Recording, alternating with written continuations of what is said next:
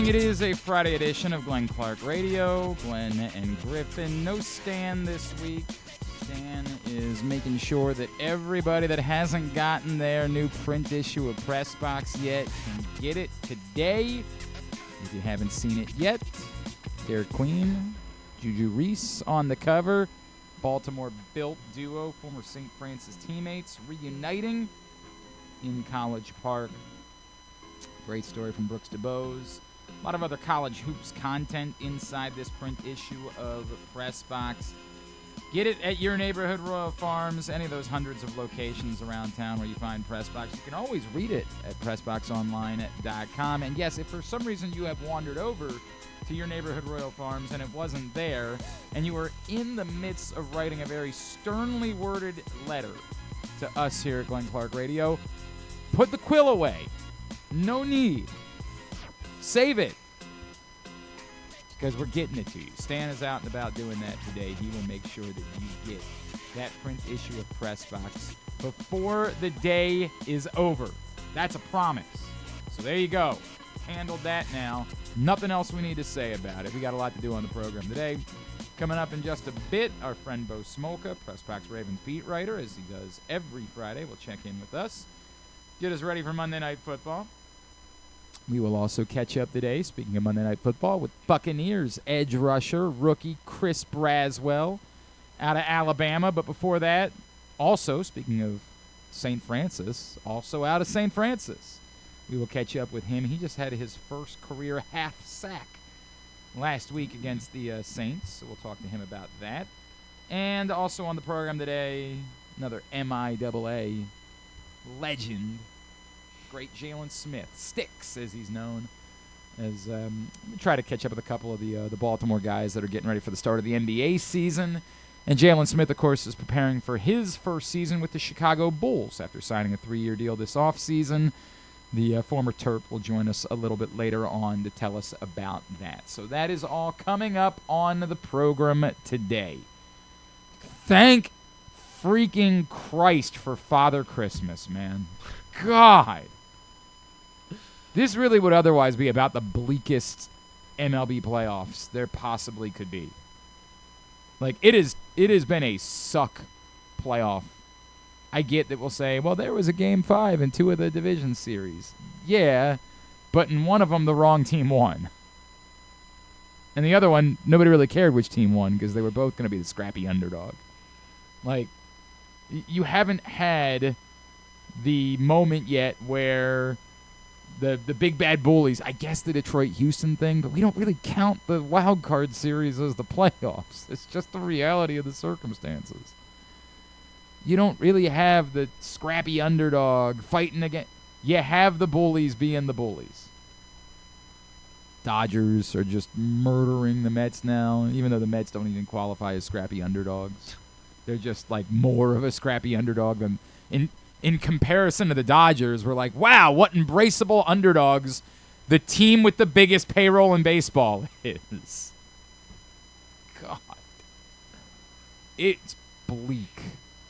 And the one thing that you prayed for was that, like, maybe the Guardians bullpen could be the difference maker. How's that going? Yeah. How's that going? Apparently, Clase just gives up home runs to everyone. So remember him. That said, we did get, like, the first moment of the postseason. I guess the Tatis Grand Slam should have been a moment, but then they turned around and lost the next 2 games. So how much of a moment really was it?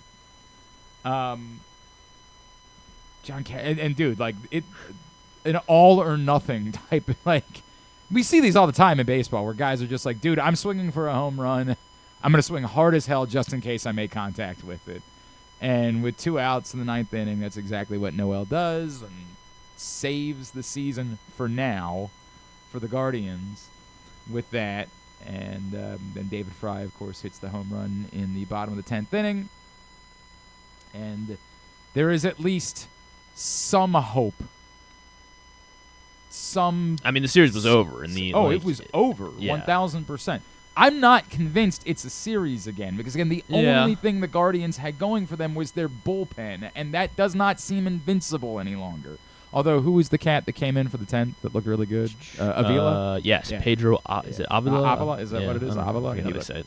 He looked great. I mean, damn. Where they been hiding that guy? Throw him in there maybe for the spots that matter. Maybe he's the guy that gets you 5 outs starting in the 8th inning. Jeez, that dude was legit. But, that was pleasant. That was pleasant. The Mets-Dodgers, absolutely not pleasant. That is watching your puppy get killed. Like, I mean, if you care, I guess. I don't care, so I'm indifferent about it. Yeah, they got the big guy Flaherty on the mound today. So Yeah, the closer they call him. Very much likely to be over and not going back to Los Angeles with the Dodgers. Good, the scrappy. You just love a real scrappy underdog story. That's something we love in sports. No one thought they'd be here.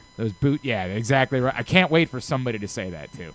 After they clinched, you just know somebody. Everyone counted us out. Everybody doubted us. Nobody believed. You just That's the know Michael Jordan thing, multiple players are going to say some nonsense like that.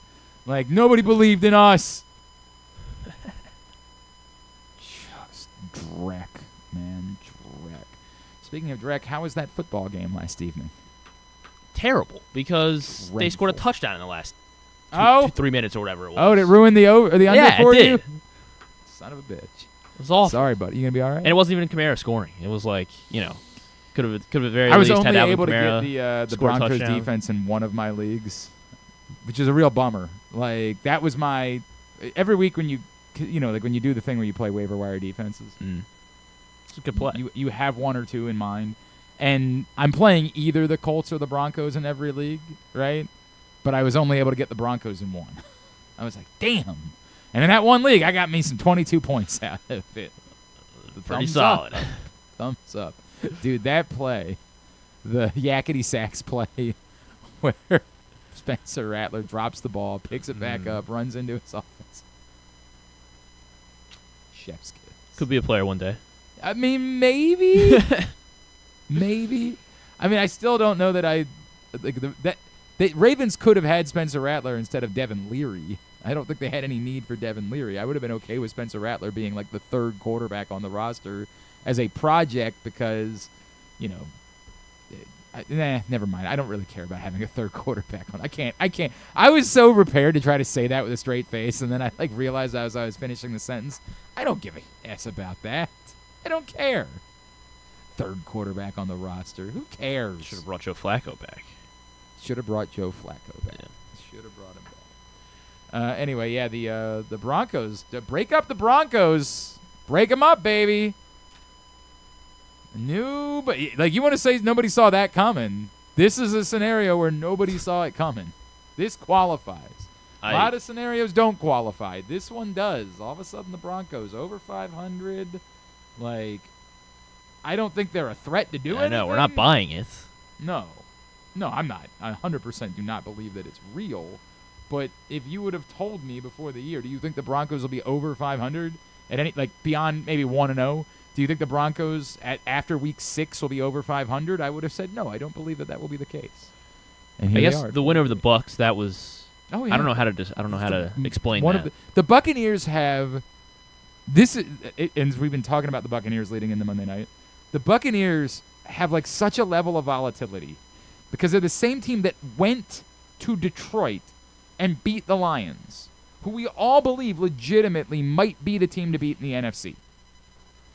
They went to Detroit and beat the Lions and then turned around and got slaughtered at home by the Broncos. I have no idea what to make of that setup. Now, somebody would say the same thing about the Ravens with the Raiders loss, right? Losing at home. How do you lose at home to the Raiders and then turn around and beat the Bills, Bengals, and Commanders? Somebody would say the same thing. And it's a reminder that it's the NFL, right? By the way, the Buccaneers also have a blowout win over the Commanders, which at the time we were like, that's about right. And now we realize if that was a college football game, that would hold up as the type of win that gets you into the playoff at the end of the year. That good of a win.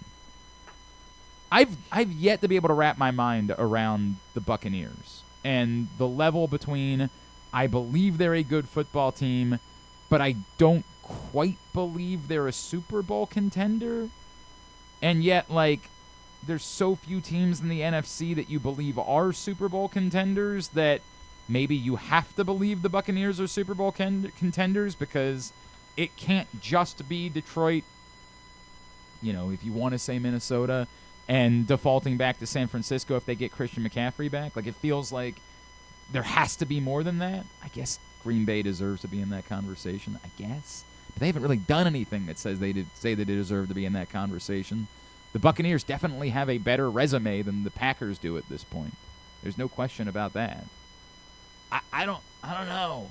If you're just looking at what the teams with, like a quarterback, I guess, in the NFC that you can still trust. You can still throw Philadelphia into that conversation. You can throw Washington in that conversation. Like, this is where we are. The NFC is more. I guess Atlanta has to be in that conversation too. The NFC is more open than the AFC really does look like it's one of a couple of teams. I guess Houston, so it looks like it's one of 3 teams in the AFC. The NFC, I don't know, maybe Amari Cooper makes the Bills look like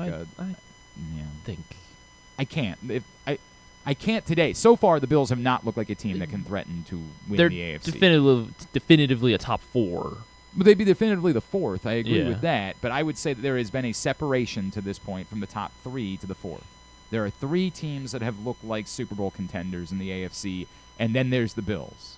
And, again, maybe Amari Cooper will make them look like I don't know, but maybe he will jumpstart them in a way that they look like a Super Bowl contender again moving forward. To this point, they have not. They look like it for 3 weeks, and then they've looked like the opposite of that for the last 3 weeks. Even somehow they won a game last week, and it reinforced that they aren't Super Bowl contenders, not that they are.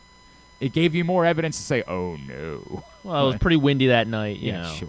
That's what happened. Tough conditions. That's what it was. James Cook, everyone thought he was playing, me included. It's true. That's what ruined that, because they didn't get any production at all from the running back.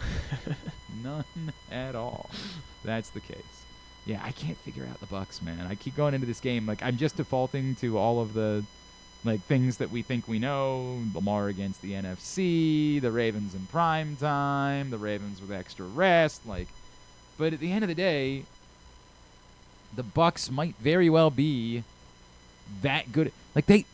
They present you Mike Evans and Chris Godwin to have to deal with. That ain't easy. They don't have a very good defense, but to be fair, neither do the Ravens. They have 3 defensive players that you believe are really high level in Vita Vea, Levante David, and Antoine Winfield, right? They have 3 guys that you say, those guys can play. And so then you realize, why is their defense not better, right? What? Could it be a Ravens-like story where they could be a better defense and they just haven't really been a better defense to this point? I don't know. I don't have that answer. Their run game didn't impress you coming into the season, and no one is afraid of Rashad White, but everybody kind of likes Bucky Irving, and God knows what to make out of Sean Tucker after what we saw last week. So could that combination, could the backfield, the totality of it make up for the weakness of the guy at the top of it? Perhaps.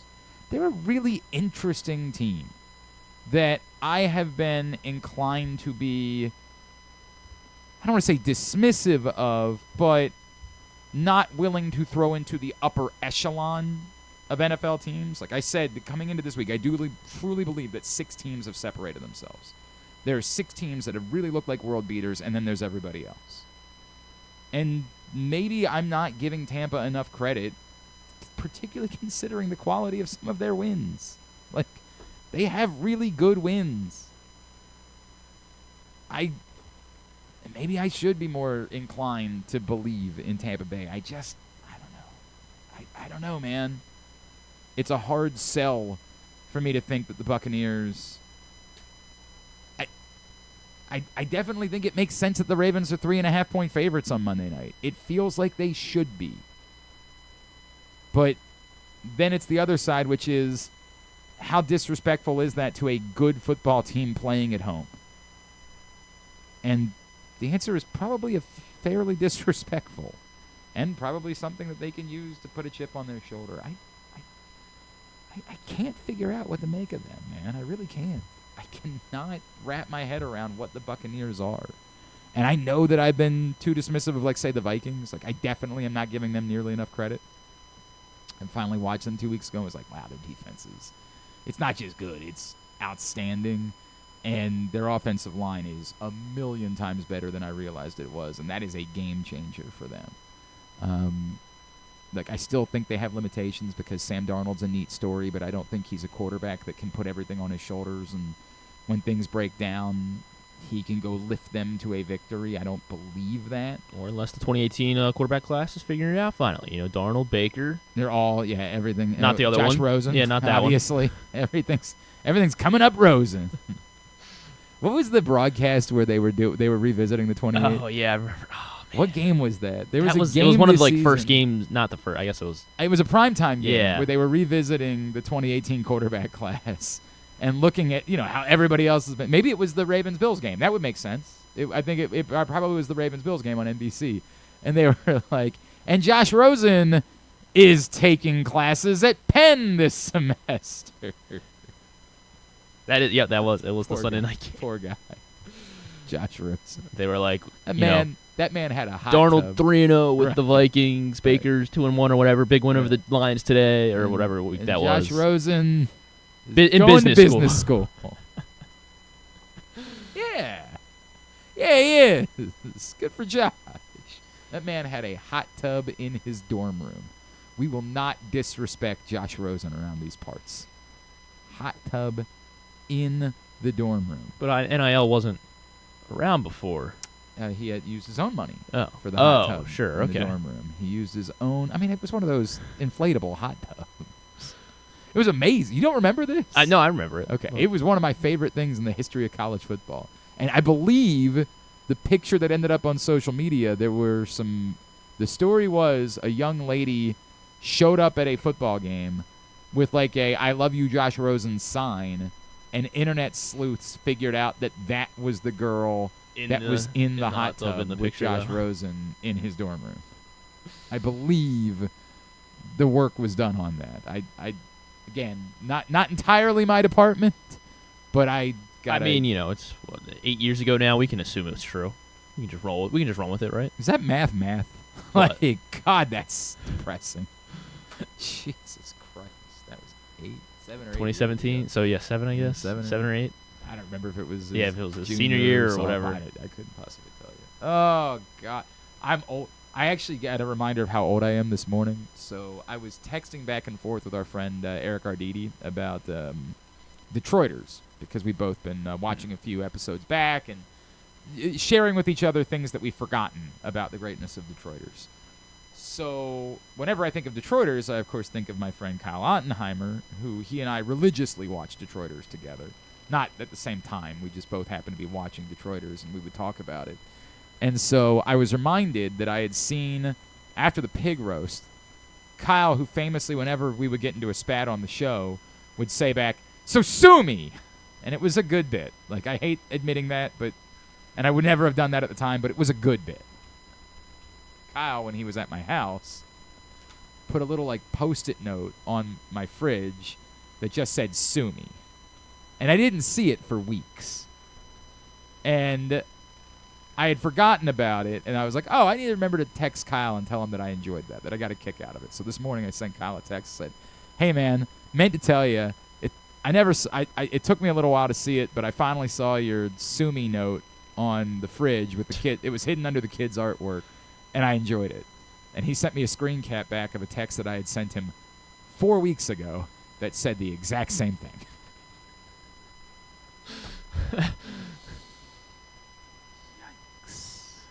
So you didn't see the text that you sent previously? Well, we texted you texted since then. then. Okay. I mean, like every now and then, right. Kyle and I love Kyle. He's a friend. Like, it wasn't the first thing that was above it. Like, there had been other texts. We had text about other topics. Yuck. Well, you really, really appreciate it. I did. Knows, and he knows. I did really appreciate it. Old AF. All right. Before we get to Bo, today's show is brought to you by Project Game Day, which returns this Monday night, late night edition of Project Game Day following Ravens Bucs. Come hang out with myself, Super Bowl champion Femi Imbadejo, Rita, as well as KZ, Stecca, the whole crew will be with you discussing what it is that we have seen, the good, the bad, the ugly, the beautiful, all of it. It's all brought to you by Easy Pass, BetYard AI, Green Turtle, Bet Park Sportsbooks in Towson and Canton, as well as 1-800-GAMBLER.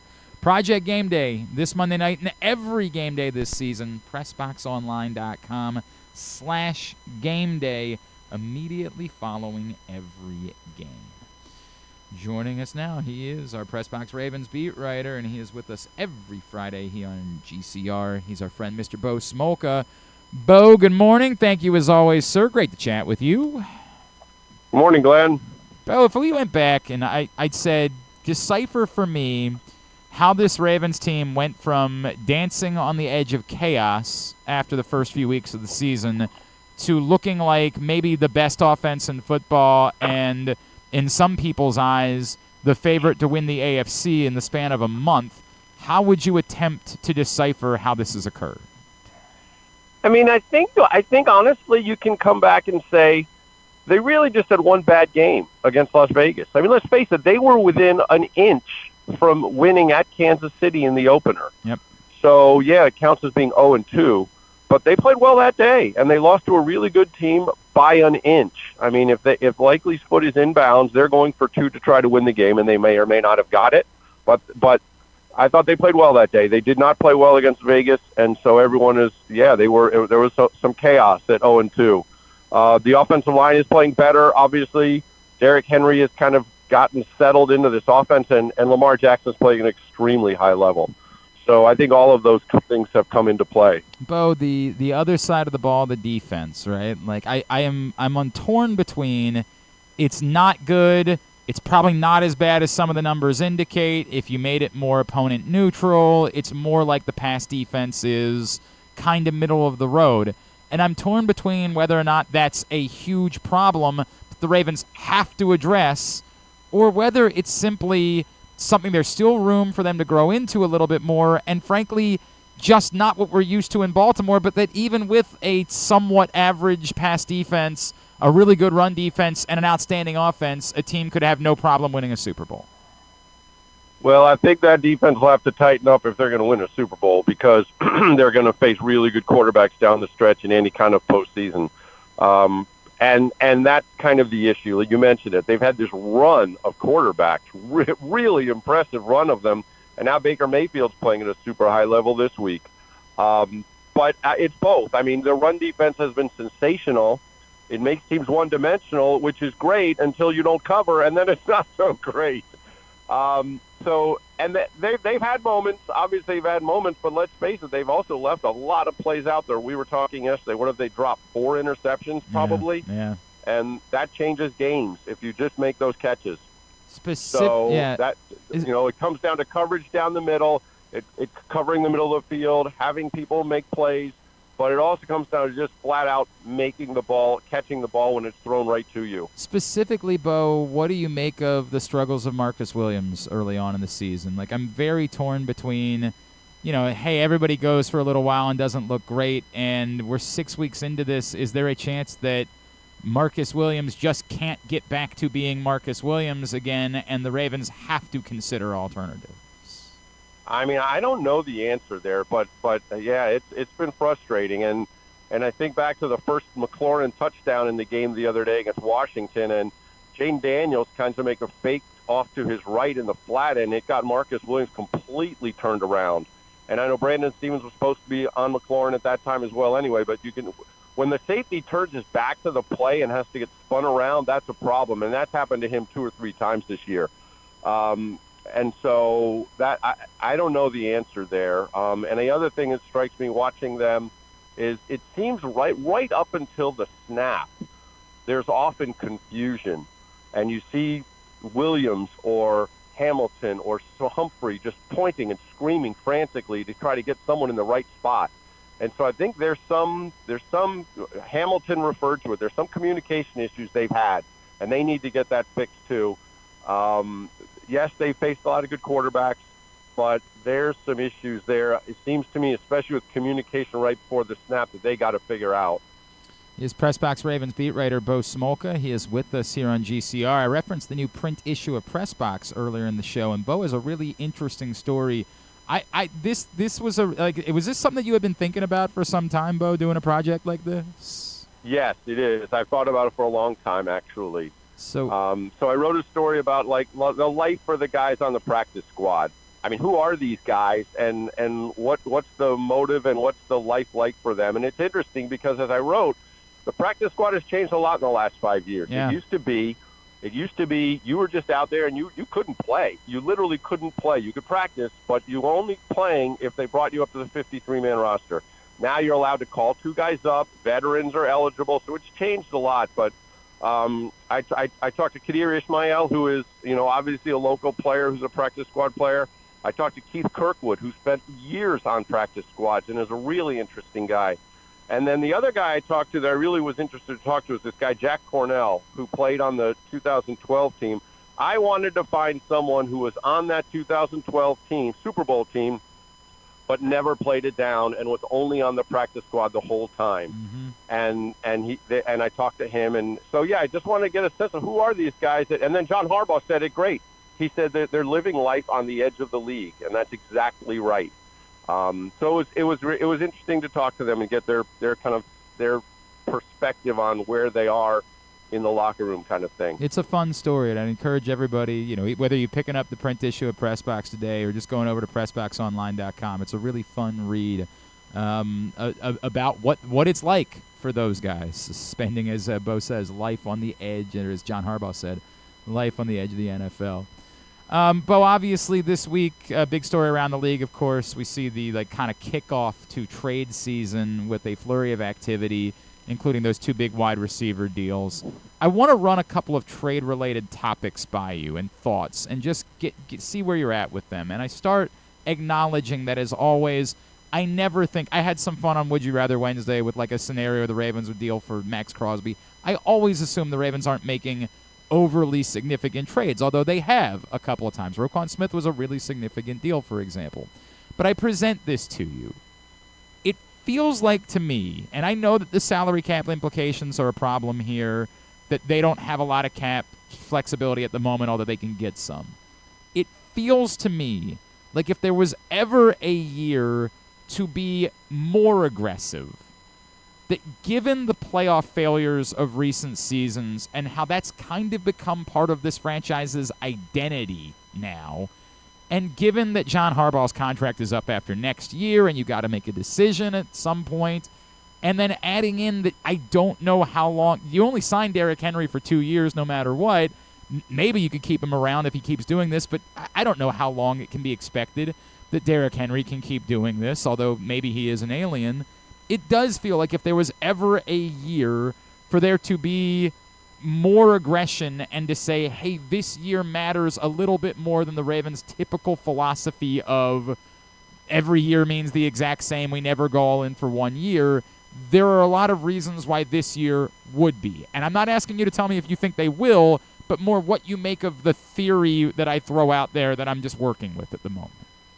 I think it's a reasonable theory. You're right about the playoff. The playoff failures have become part of their identity, and I'm sure it drives all of them, including owner Steve Bisciotti, completely crazy. And it is, you talk about competitive windows. The Ravens are right smack in this competitive window. They've got it open. They're at the top of the league. They should be if they play well and they stay healthy. So they're there. And you mentioned Derrick Henry. Yeah, I don't know how long he will keep doing what he's doing. Maybe he is an alien, as you say, and it'll be a long time. But it's well set up. So I would think you could definitely make the argument they should be aggressive in trying to kind of win now. Now without not doing like the Rams did and throw it all away for the next 3 or 4 years. But make a bold move to try to win now. And I would think it would have to come on the defensive side of the ball because I'm not sure. Yeah, you're reading ahead, where, Bo. Where that's happening on the offense. That's what I was going to next, right? What does that look like if they were to make that type of bold move? Is it to find a Marcus Williams replacement? Is it to somehow finally try to address an edge rusher that could be here. Obviously Hassan Reddick's name comes up a lot, that maybe you're the team that says we're happy to pay Hassan Reddick because we're still trying to throw edge rushers against the wall for the most part and see if you can't figure it out. Like, where is it that they prioritize if they do get aggressively into the trade market? I would think it would be at edge rusher or at safety. I think you mentioned the edge rush. I mean, you're also counting on Kyle Van Noy at his age to do a lot over 17 games.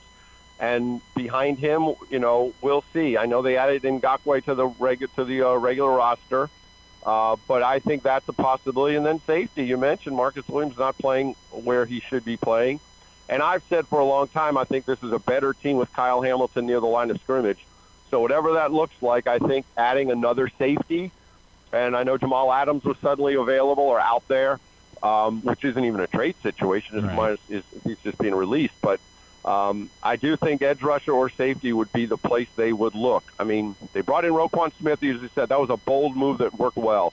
But I think edge rush and safety would be the spots to look. But I probably agree, and I had said the other night on the radio that I thought that edge rush to me would be like, if I had to say one, there could only be one, that would be the one. I get what you're saying about the offense. I would still come back to the wide receiver depth is concerning to me. Like, I never thought they were going to be in on Devontae Adams, but Derek Mason has really been trying to push me about DeAndre Hopkins being the right answer. And, the first thought is, why bring in the ghost of DeAndre Hopkins? But I also do get that, they have 2 and maybe 2.5 wide receivers that they really trust. And we can say, hey, they got a bunch of tight ends, but injuries occur. And I could still see a reason why maybe adding one more receiver to the mix would make some sense. It just never was going to be the top end of the group. No, I guess that's what I would say. I could make that argument, and again, that becomes a right player, right price kind of thing. But to me, if you're going to make that would not come down to the bold, aggressive, trade a bunch of picks for that guy. Right? You're adding a third wide receiver. You're adding basically Nelson Aguilar, basically. Yes. And yeah, I could see the argument for that. But when you first asked about aggressive, bold moves, I'm thinking defense. I agree with you. The bigger ticket, if you're going to go big ticket, it's to me to do a Hassan Reddick type of thing. I know Budda Baker's name has been out there a little bit, and there would be some sense to that. That's the type of bold move that you make. But I wouldn't be opposed, just because of depth reasons, to adding in one more receiver as well. That would make some sense. And I guess they would also live in a world where you can't have enough offensive linemen. But as you pointed out earlier, man, it is really, for where we were with Daniel Fa'alele after 2 weeks to where we are today, is one of the more insane in-season turnarounds that we have seen in recent memory. Yeah, and I mean, John Harbaugh, to his credit, he said that he was bullish. He told us maybe, I don't know at what point, he said, look, we think this is going to be a really good group by the end of the season. And he saw the upward trajectory there. I do think moving McCary to left guard and putting Rosengard in at right tackle is a move they've been pleased with. But they're playing well. And it comes back to Lamar Jackson. And as I said, he's playing extremely high level. I was struck the other day when we talked to Zay Flowers after the game, and he mentioned how every single pass Lamar Jackson threw him hit him in stride. And therefore, he's able to make yardage after the catch. And that's not always been the case with Jackson. Sometimes they'll run this bubble screen and the pass is a little high, so the rhythm gets disrupted. Or it's behind a guy, so you have to slow down and catch it, and that throws things off.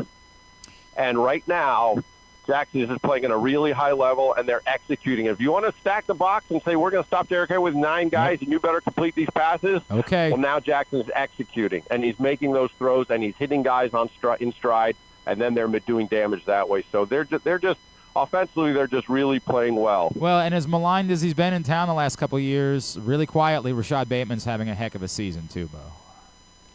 Same thing, right? They're gonna stick those guys, and he's getting open all the time. Yep. And people say, when you study the film and all that from last year, he was also getting open. Yep. Lamar Jackson just either wasn't seeing him or didn't have time to get to him, or for whatever reason. But yeah, he's having a good year, and he runs good routes, and he's always getting open. And so he's playing with confidence now. It feels like Jackson trusts him more now.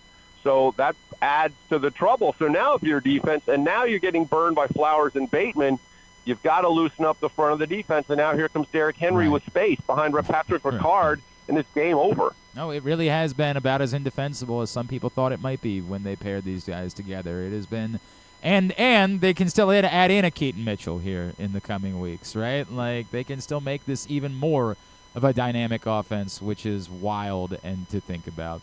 Bo, anything else that's on your mind headed towards Monday night and Ravens Buccaneers? Well, something came up today, and I was talking to some people. You mentioned Keaton Mitchell, but don't sleep on what Justice Hill has done with this team. No question.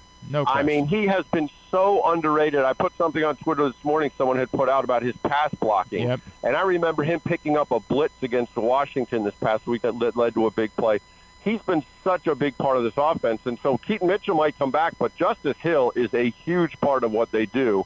He doesn't get much credit for it, but this offense is not what it is without him. He has been, and again, someone whose pass pro coming into the league was questionable, right? Like, was something that we didn't know about, and all of a sudden he's just become unbelievable on top of what he can do as a pass catcher, and he has been a very valuable piece.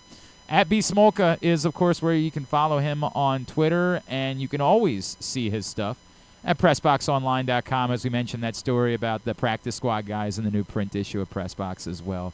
Bo, appreciate you, bud. Have a great week. We'll talk to you next Friday, all right?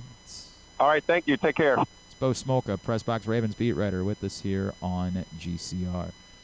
I got a lot of feedback, before we go to break, about our conversation with Katie Griggs yesterday, which was, I don't want to say I thought it was innocuous. I appreciated it. I thought it was a lovely conversation. I was maybe a little surprised by how much feedback I got and from how many significant people, like media folks, that were reaching out to me about our conversation with Katie Griggs. If you missed it, I'd encourage you to go, of course, the new president of business operations for the Baltimore Orioles. I'd encourage you to go look at it. You can either go to, we posted the video, youtube.com/PressBoxOnline, or you can go into the greatest hits, and you can check it out there. I appreciated the conversation. I appreciated that she didn't, I feel like this is where we've gotten, where when somebody asks a question that's just not completely innocuous, and in fairness, when I brought up the thing about there being empty seats in the playoffs, it wasn't even like a pointed question. I don't blame Katie Griggs. I don't think it's her fault. I think that, as I said, there is a confluence of circumstances. I wrote about it, again, in this print issue of PressBox. It's my column for the month. Like, again, all of us with a modicum of thought can figure out what happened there. It was 2 consecutive weeks of rain. It was miserable. The team was struggling down the stretch. They announced afternoon game times 2 days in advance, not even 2 full days. And there were a handful of empty seats. They priced the tickets originally, not the Orioles, Major League Baseball, at a level that around baseball, fans said, we don't think wild card tickets are worth that. And this is what you get. Like, do the math. So I wasn't in any world blaming Katie Griggs. I did appreciate her answer. Like, I thought it was thoughtful, which is both to say, no, I don't blame the fans, but it's an opportunity.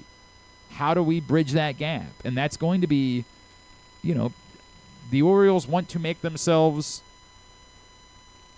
a more sought-after product that people are willing to spend more money on tickets for. They got to work on that. How does that happen? What does that look like?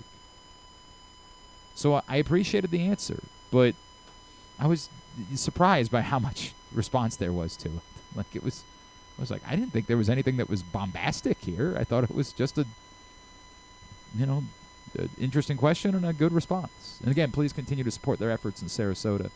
And if you go to GlennClarkRadio.com right now, click on that picture of Katie Griggs, and I've got the link in there. As the Orioles will match up $250,000 in donations to the Hurricane Milton relief efforts in the Sarasota community.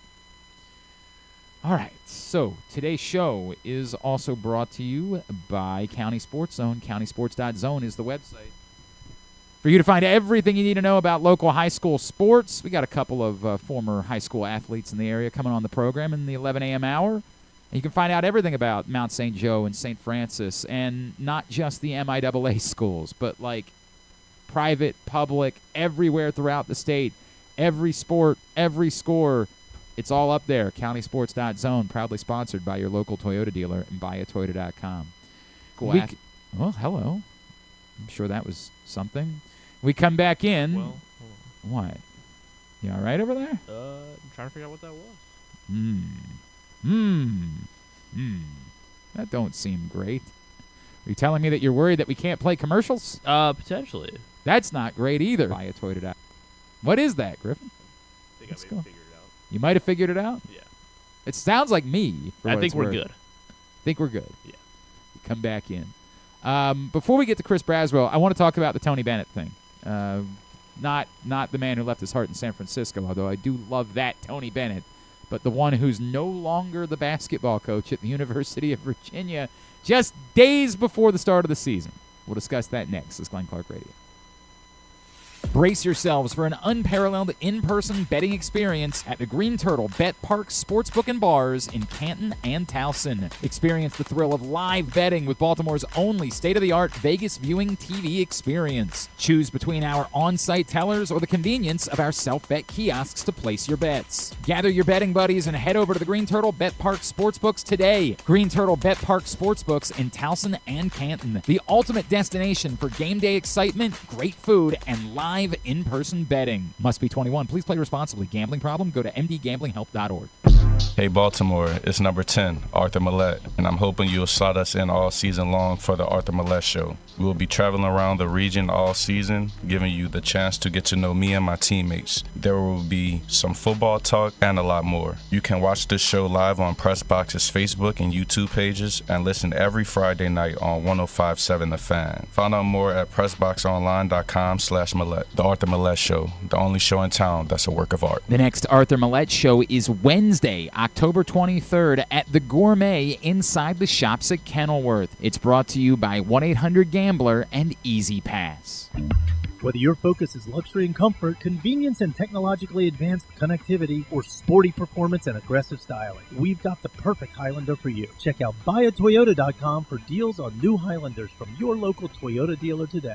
The ultimate fan experience awaits you at Sports and Social Maryland. See how we're raising the sports bar with our massive 100-foot media wall featuring 40 HD TVs and a 47-foot big screen. Bet on your favorite teams and this year's biggest events at the FanDuel Sportsbook while enjoying your favorite beers and cocktails, plus our delicious takes on bar food classics. Visit Sports and Social at Live Casino and Hotel Maryland at Arundel Mills. Must be 21. Gambling problem? Call 1-800-GAMBLER. The drug scene in Maryland is changing. Fentanyl and xylazine are being added to street drugs, and you may not even know it. Xylazine is not even intended for humans, and fentanyl is an opioid 50 times stronger than heroin and contributed to over 80% of overdose deaths in our state. Anyone who uses drugs, even occasionally, is at risk of overdose. To learn more, visit stopoverdose.maryland.gov or call or text 988. Gambling can be a fun and entertaining experience, but there are risks involved. If you're planning on betting on the game at the casino or on your phone or computer, know your limit, stay within it. Set a budget and a time to stop. Remember, gambling isn't a financial solution, and it doesn't mix well with alcohol or drugs. Know the risks and have a plan before you begin gambling.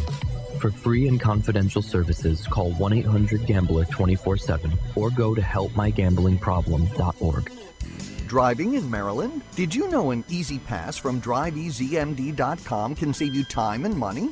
Of course you did, because you are a thrifty driver. An antenna reads your Easy Pass transponder and automatically deducts the toll from your Easy Pass account.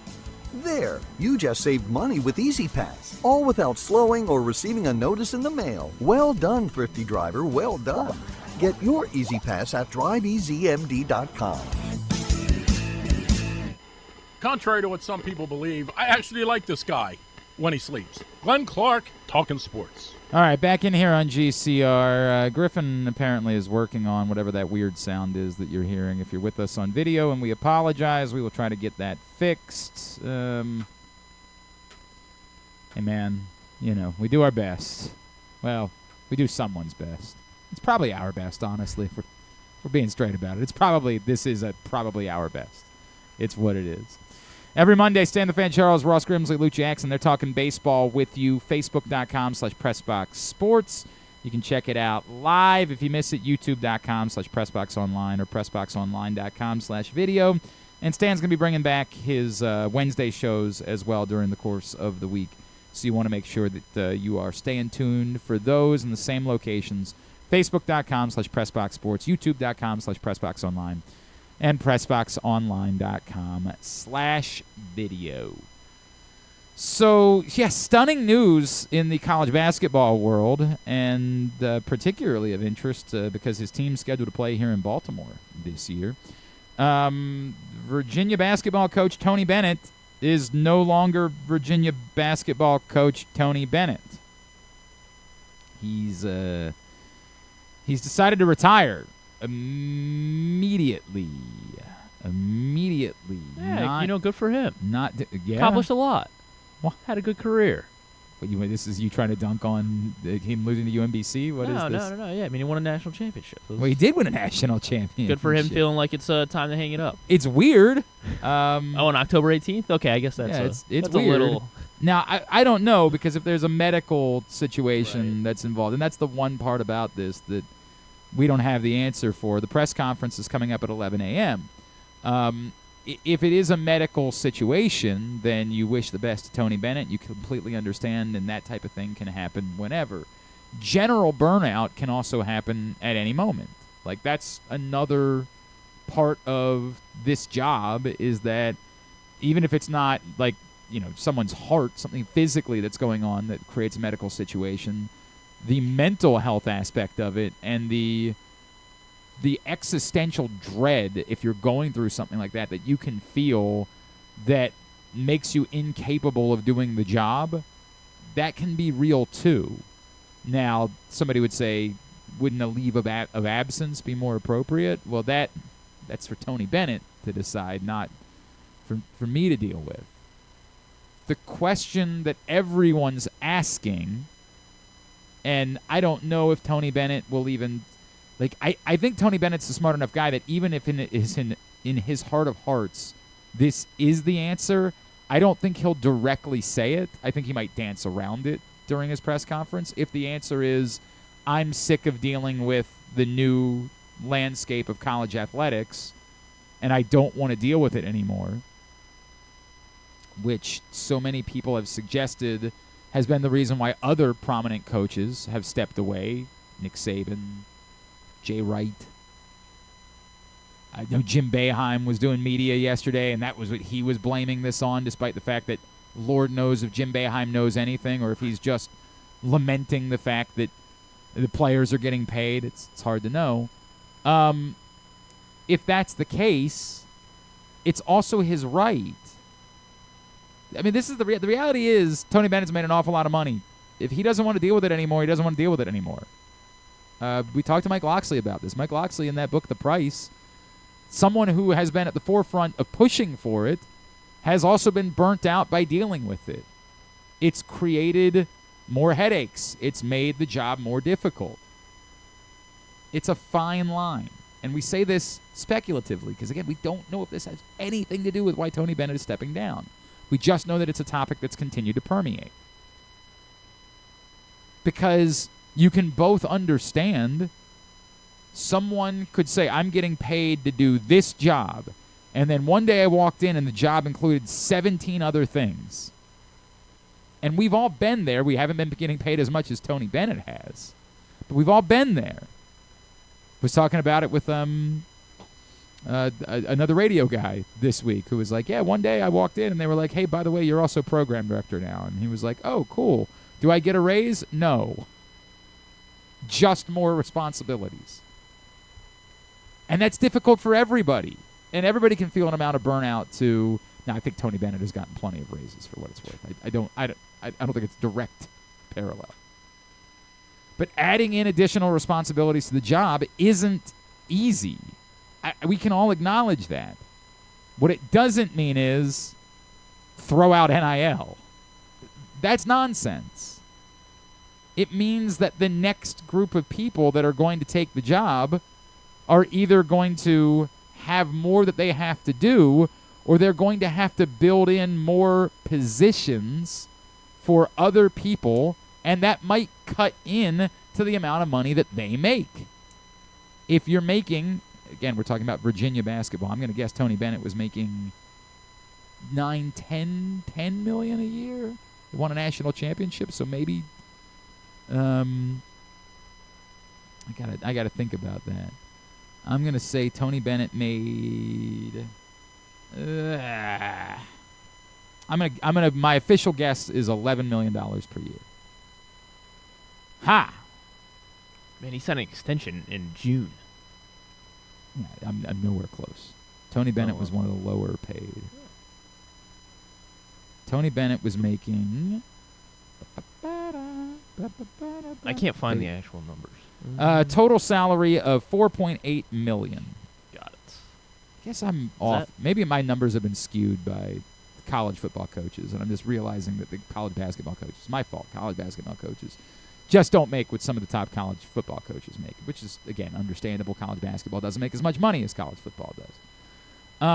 So I was way off. Way off. Still, it might very well be that in the future world, instead of the Virginia basketball coach making $5 million per year, the Virginia basketball coach has to say, I'm going to have to take $4 million per year so I can hire 3 more staffers at $350,000 per year to try to help with this aspect of what we're doing. I don't know what this looks like moving forward.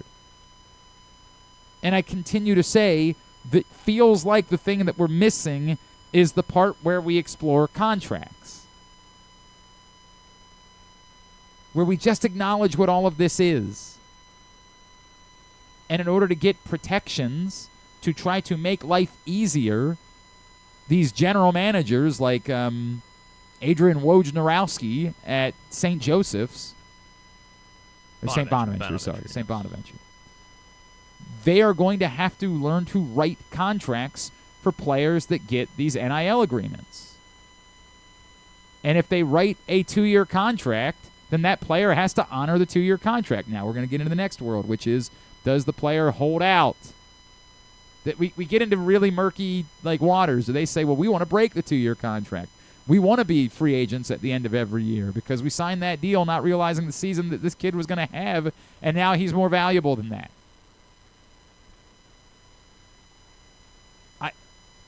It's a complicated issue still. But it still seems like one that's worth exploring, because at the end of the day, when you do have a contract, you have the ability to say, well, if you don't play, you're stuck. I mean, this is the way it works in the NFL. Hassan Reddick is not getting paid. Now, it's easier for Hassan Reddick, who's already made a good deal of money, and probably not quite as easy for a college basketball player. And it'll be interesting to see if we get to a world of contracts who wants to sign a 4-year deal, or if they say, no, we'd rather sign 1-year deals. I don't know what that looks like moving forward. The job is going to be more difficult. There's no question about it. You're angry at the wrong people. Be angry at the years and years that the NCAA dragged their feet on this, so that we're still dealing with not understanding what this needs to look like in order to work for all parties involved. Jim Boeheim screaming about NIL is not going to make NIL go away. Nor could he possibly think that players weren't getting paid before. Maybe that's the reality, is that these coaches want to go back to the day. Can we just go back to the days where we just pay all these guys under the table? Can we just go back to that? They normally stuck around because we had to be hush-hush about it. Whatever it is, somebody's going to be willing to do the job. It's the thing I say all the time. You can yell and scream about this, but the notion that there isn't someone who wants to be the Virginia basketball coach is insane. Will they be as good as Tony Bennett? Don't know. It was a mixed bag. Tony Bennett won a national championship, legit. Got the favor of a couple of calls in the Final Four that year in order to do it, but won a national championship. Also, as we all know, flamed out early in the NCAA tournament a few times. I will I will always appreciate how he handled himself after losing to UMBC. I think it's part of the story. So many UMBC fans were rooting for Virginia the following year. The fact that Virginia went on to win the national title a year later added to the significance of what UMBC had done. They didn't beat a fluky number one. They beat the team that would turn around and win the national championship a year later. It added to the story of UMBC's accomplishment. And Tony Bennett was incredibly gracious and effusive in praise. It was part of the perfect storm, right, that Virginia played one style of basketball. And when they fell behind, they were not built to be the team that was going to run and gun their way back into the game. It's sort of like the bully ball thing. Like, they did what they did. And at that point, if it didn't go their way, they weren't the team that was going to be able to do it a different way. I don't actually care what happens with Virginia basketball, because why would I care? I'm not a Virginia fan. Maryland doesn't play in the same league as Virginia, although they did just announce a future series with Virginia. So those games might not be. We'll see. Well, there was a weird moment. Was it last season? So, oh God, this is going to drive me nuts. Tony Bennett got into a fight with an alum. Kyle Guy and him got in a fight? Not Kyle Guy. No, not Kyle Guy. Not somebody who played for him. Tony Bennett. Fist fight or? No, not a fist fight. Settle down. Calm down. Here's what it is. So there was a game last year against Florida. Yeah, November of last year they played Florida. And Corey Alexander, Virginia legend, was doing the game for whatever ESPN network the game. It looks like ACC network was where the game was. And late in the game, I'll read this, came from SI. Sports leagues have instituted replay reviews to help officials make the right decision, but those reviews are usually handled by the referees themselves. In a men's basketball game between Virginia and Florida and Charlotte on Friday night, though, the officials used a different source to help make the right call. With under a minute left in the game and the Cavaliers leading by 2 points, officials had to determine which team touched the ball last in an out-of-bounds play. After initially awarding possession of the ball to Virginia, the refs then used a monitor provided by the ESPN broadcast team to revise that decision.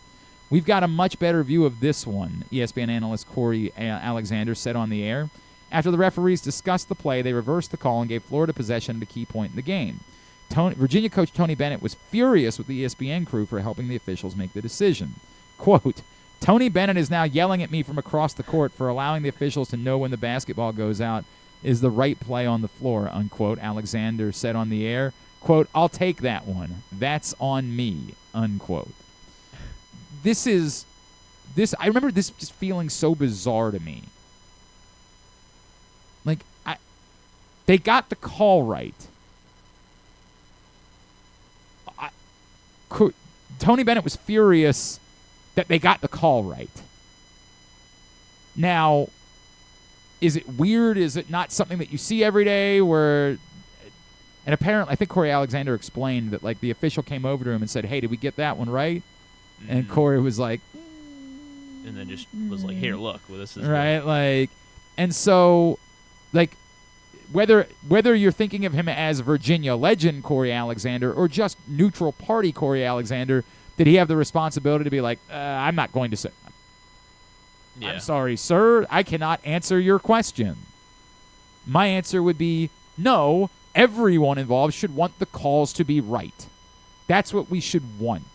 We should always want the calls to be right. I think I give Corey Alexander more credit as a Virginia alum for being the one to say, no.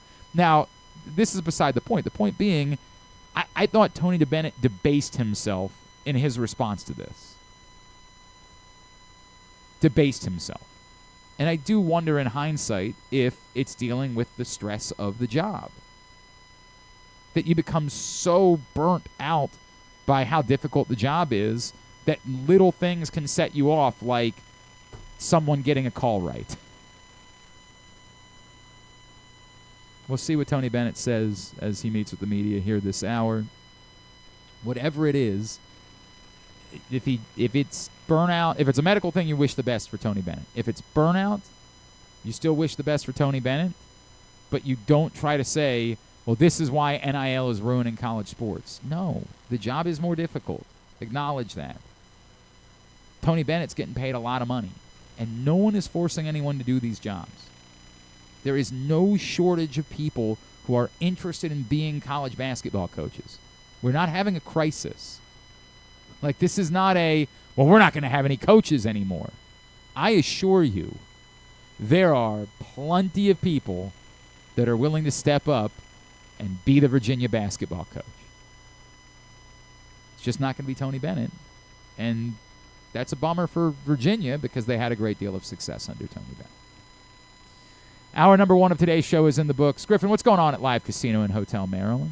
Everything over at Live Casino, slots is the place to be because when Baltimore or Washington's football teams score a touchdown during home games, Live Rewards members who have their card inserted correctly into a slot machine, any slot machine on the floor, they get $7 in free slot play after a touchdown scored by Washington or Baltimore during home games. You have to be actively playing to get your prize, but once that touchdown scores, $7 in free slot play for Live Rewards members. At Arundel Mills must be 21. Please play responsibly. For help, visit mdgamblinghelp.org or call 1-800-GAMBLER. Ravens Buccaneers Monday night in Tampa. That gives us an opportunity to catch up with a Baltimore guy who's getting to play against the team that he rooted for growing up. He's Chris Braswell right here on GCR.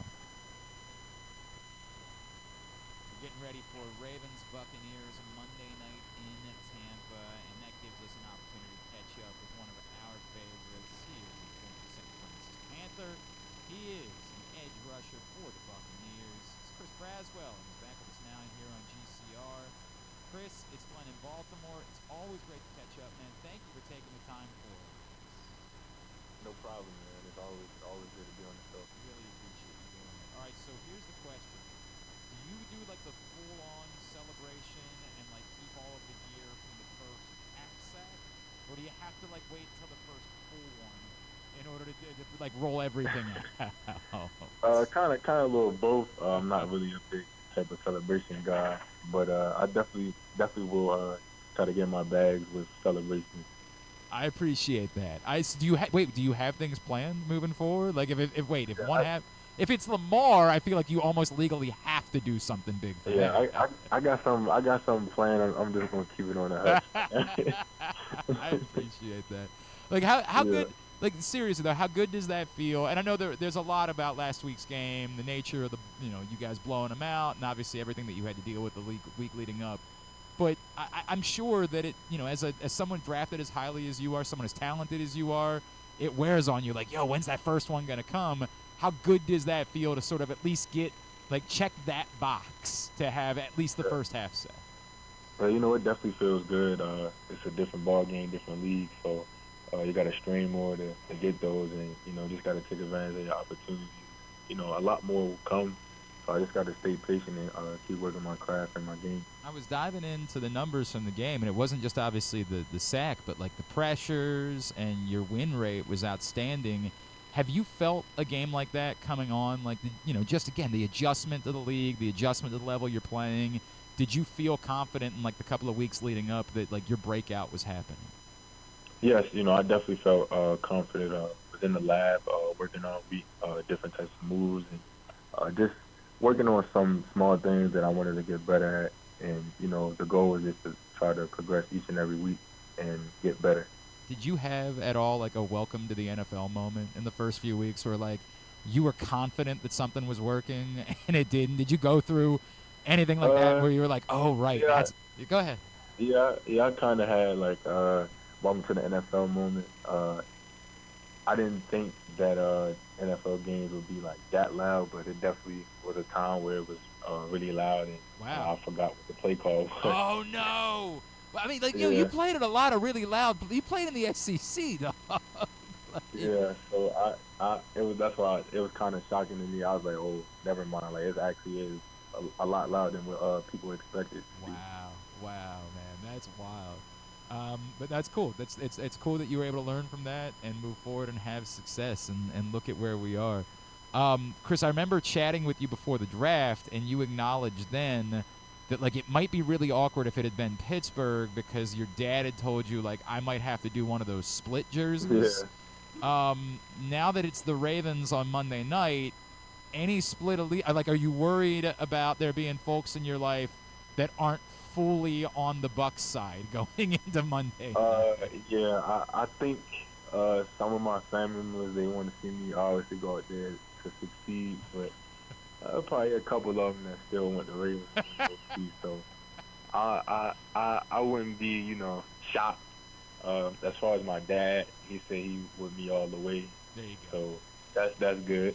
You got one. But yeah, we got one. But I know it's definitely some cousins or whatever that definitely they want me to do good. Yeah. But they, you know, they low key still want the Ravens to win. For sure. They're like, bro, we hope that you have 4 sacks and Lamar throws for 500 yards. Like, that's what. Yeah, pretty much. Chris Braswell is with us here on GCR. Chris, I referenced what was going on, down in Tampa. How much did you guys feel? I know that you all were safe and that you had gotten out of town, but knowing what was going on in the community and what everybody was feeling, how much did that push you guys? How much did you feel like you were playing for a group of people that were going through a lot, and how much more did that make that performance against the Saints feel good? Yeah, it meant a lot for us. A lot of people was dealing with things back in Tampa while we were down prepping for New Orleans. And we just wanted to go out there and go get a dub for the city of Tampa and, just give them something to cheer for and be happy about, despite some families might have lost some things and stuff. So we kind of just wanted to set the tone and set the example. Bucs versus the Saints is a rivalry, so we just wanted to go out there and get the dub for the city of Tampa. No, I appreciate that, man. And I've actually got some Buccaneers fans in my life who were like, dude, it just felt – we're doing a lot of cleaning right now. We're doing a lot of, rebuilding. It was really nice to just spend 3 hours doing something else that was pleasant, and I could feel that entirely. The other thing about last week's game, of course, is there's like this whole Baltimore thing happening down in Tampa, right? I don't know. Did you know Sean Tucker at all before you got down there? And how cool was that for you to see what he was able to do in a massive breakout moment? Yeah, I definitely I know who Sean Tucker was. I played against him in high school when at St. Francis when we were in the MIA, but we got kicked out. But I played against him before. He was pretty much doing the same thing in high school, so I knew he was going to be special. But we definitely knew each other, and also Rakim Jarrett. Yeah, of course, former Terp. Yeah. I knew him as well from high school. So, like, have you been able to, like, reconnecting with those guys, you had, like, built-in relationships that you were able to build off of once you got down there? Yes, so we was able to, communicate, talk, and sometimes, here and there we would reminisce about things that happened in high school, whether we played each other, scrimmage, or, whatnot. That's really, really cool, man. This team is good, obviously. Like, you knew that coming in because there was a foundation, but what is it about that group on the whole? Like, what... I know Baker's a guy with a lot of swagger. What is it about that group as a whole that has allowed you guys to get off to this outstanding start to the season? I would just say is Coach Bowles. He has a standard, and we just try to play through the standard. Everybody on the team try to play to that standard, and he's hard on us. He demands the best out of everybody, and he's a great coach, and he kind of keeps everything running. I guess the defensive side of the ball, I'm assuming that you guys would say, hey, we still think that we have room to improve moving forward. And I think a lot of teams the Ravens are feeling a little bit of that even right now. What is it like preparing to face Lamar Jackson? Like, how do you possibly get ready? I know you've watched a lot of them over the years, but, like, how do you possibly prepare for what's the daunting aspect of trying to run around and chase down Lamar Jackson on Monday night? Yeah, it's definitely going to be tough playing against Lamar. Everybody, they have to play, we all have to play sound football and, just be smart with our eyes. We can't be looking at eye candy. We just have to lock in, read our keys, and, just play normal ball and let things play out. But we just can't, look at the eye candy that they might give us on certain plays. Sure. I know exactly what you're talking about, and it's certainly been successful for the Ravens on the whole. Can I ask, Chris, did you ever, like, own a Ravens jersey? I know you were a fan because we talked about it, but, like, did you own any Ravens jerseys growing up? I think you said you had a Suggs jersey, right? Yeah, I had a Suggs jersey. My dad has a whole bunch of jerseys. Is And, this? I mean, like the basement is decorated like Ravens. Wow. So, I know it's not playing in Baltimore. I know that will be a different feeling whenever that occurs. But is there because of that, because you grew up with it, is there something about this that's like particularly cool for you on Monday? yeah, it's definitely cool. Just watching this team, the Ravens. All my life growing up was one of the first teams I ever watched when it came to football. So it definitely meant a lot for me to go out there and go against the team that I've been watching my whole life. Man, it's a really cool thing, and again, you know how this goes. Like, we're rooting for you, right? Like, you understand that, but we're kind of like your cousins. You know what I mean? Like, Yeah, I know. I know. It's just what it is, bro. Like, we want you to have immense amounts of success. Just have things go the other way. Yeah, it sounds good. But before I let you go, because I think I told you beforehand, I'm getting ready. I'm going to do the IMG game here in a couple of weeks for St. Francis. What they're doing this year, having to literally spend like the entire season on the road. How much have you been in touch with them?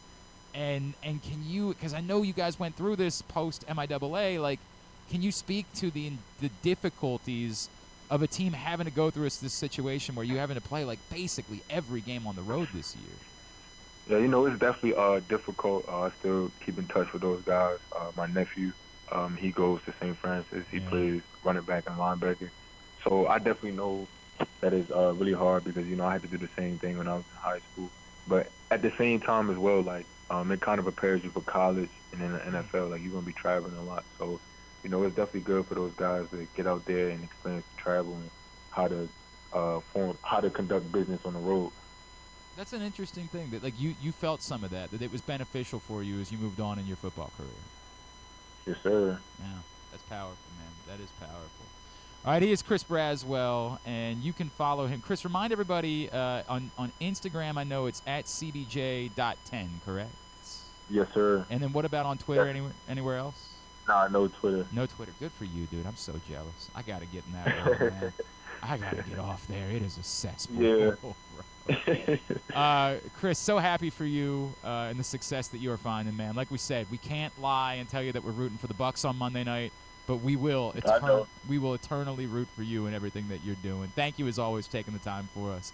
I can't wait to see you out there on Monday night. I appreciate that.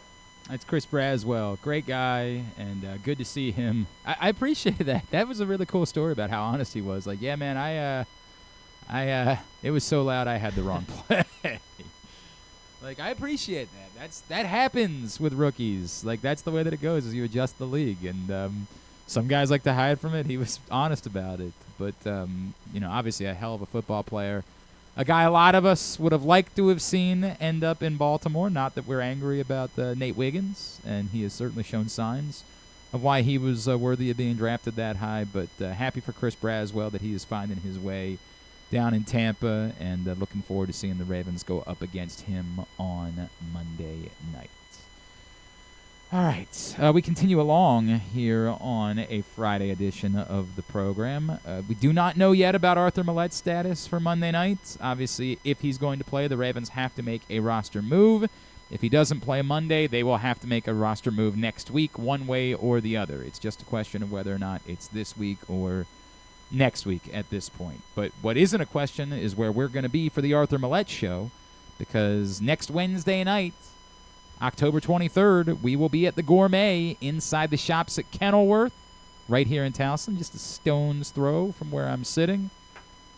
Not Stone Feltz, although there have been times where I'd be willing to throw Stone Feltz. Really? Yeah, I mean, he played, I don't know if you remember this, but he played that's right. I do Renegade one time when he was doing the show with us on the 4th of July. Through the glass. I love Stone Feltz from 105. Actually, now he's with Mix 106, I guess. Stone, really good guy. I mean, really, really good guy. Like, one of the most ubiquitously liked people in Baltimore radio. Like, you bring up Stone Felt's name, you get a smile on everybody's face. Like, he's just a fun person. But Stone was doing, one day, Drew and I were doing the morning show. Naturally. Rita, of course, had to be out of town. But Drew and I were doing the morning show on the 4th of July, and I had told Stone, hey, I want classic rock, American rock. That's what I want. American rock during the day. Just give me good American rock and roll bands. Give me John Mellencamp. Give me, I listed out, but just give us that for 4th of July. And he did that. The problem was one of the songs he gave us was Renegade by Stix.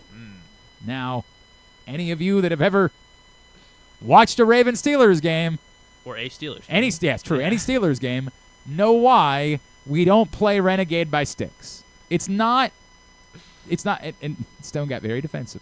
We all recognize it's still a banger of a song. We do know that. But there are sacrifices that we have to make. It's just the way that it works. In the same way that if I asked for, 70s R&B hits, you shouldn't play We Are Family. Because it might not mean anything to you, but your dad hates that song because of the 79 Pirates. You got to know these things. You just got to be able to say, okay, there's one, even if it's a banger of a song, that we got to leave alone here. We got to, we just can't touch it.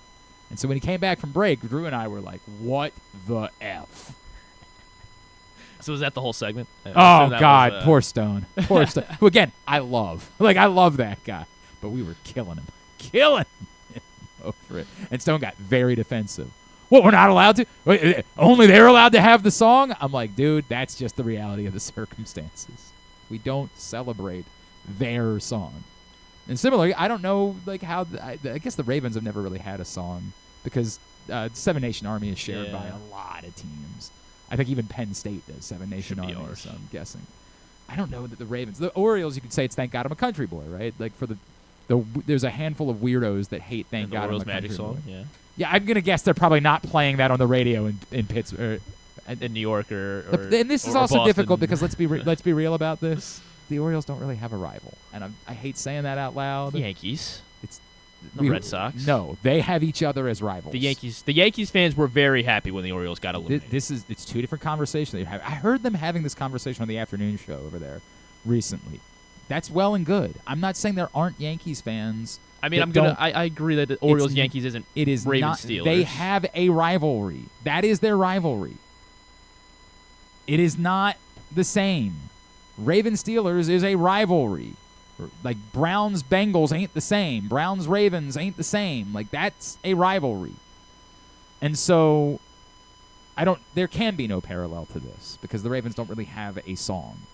I do remember the year the Ravens played the Steelers in the AFC Championship game, so this would have been the 08 season, January of 09. I believe was it that year? What year did Black and Yellow come out? Would that have been that year? 2012? Was it that late? No, it wasn't that late. It might not have been 2008. It might have been the next time they played each Black other. and Yellow. Yeah. Okay. 10 maybe 09 then. Yeah, maybe. Hang on a second. I don't know why Black it was that and late. Yellow. Oh boy, it's gonna bother me. 2011. So it must have been 2010, September 2010. So it must have been the next time the Ravens played the Steelers in Pittsburgh in the playoffs. It must have been when they lost. Oh God, I can't remember the circumstances of this game, but they lost again to the Steelers in the playoffs. It was the divisional round. Yeah, and it must have been that year. I remember our buddy Rob Long, when he was on a different radio station, I think he was on 1370 at the time, saying we should all put a moratorium on Baltimore radio stations playing Black and Yellow. And I was like, yes, 1,000. I can't believe we have to say that out loud. Why would every programmer not understand that for the week the Ravens are playing the Steelers in the playoffs, you don't play Black and Yellow? How is that hard? This should be the first thing that comes to mind if you program a hip hop or pop radio station to know this is a song we're not playing in this town this week. And similarly, you just can't play Renegade on a Baltimore sports radio station. You can't do it. It's the reality of this, unless you're doing it in context, like talking about playing against the Steelers and the moment and the state, whatever it is. But you can't just play it. It can't work. Cunningham barged in at 9:45 that morning, getting ready for his own show. And he barges in the door. He's like, if I were you, I would have made him run laps. I'm like, all right, Bruce, settle down, buddy. But yeah, love Stone. Anyway, I was saying it's a stone's throw. This was all a read for the Arthur Millette show that just occurred here. which will be at Stonefelt's throw. Yeah. It's a Stonefelt's throw away from where we're sitting. If I really work out for a long time.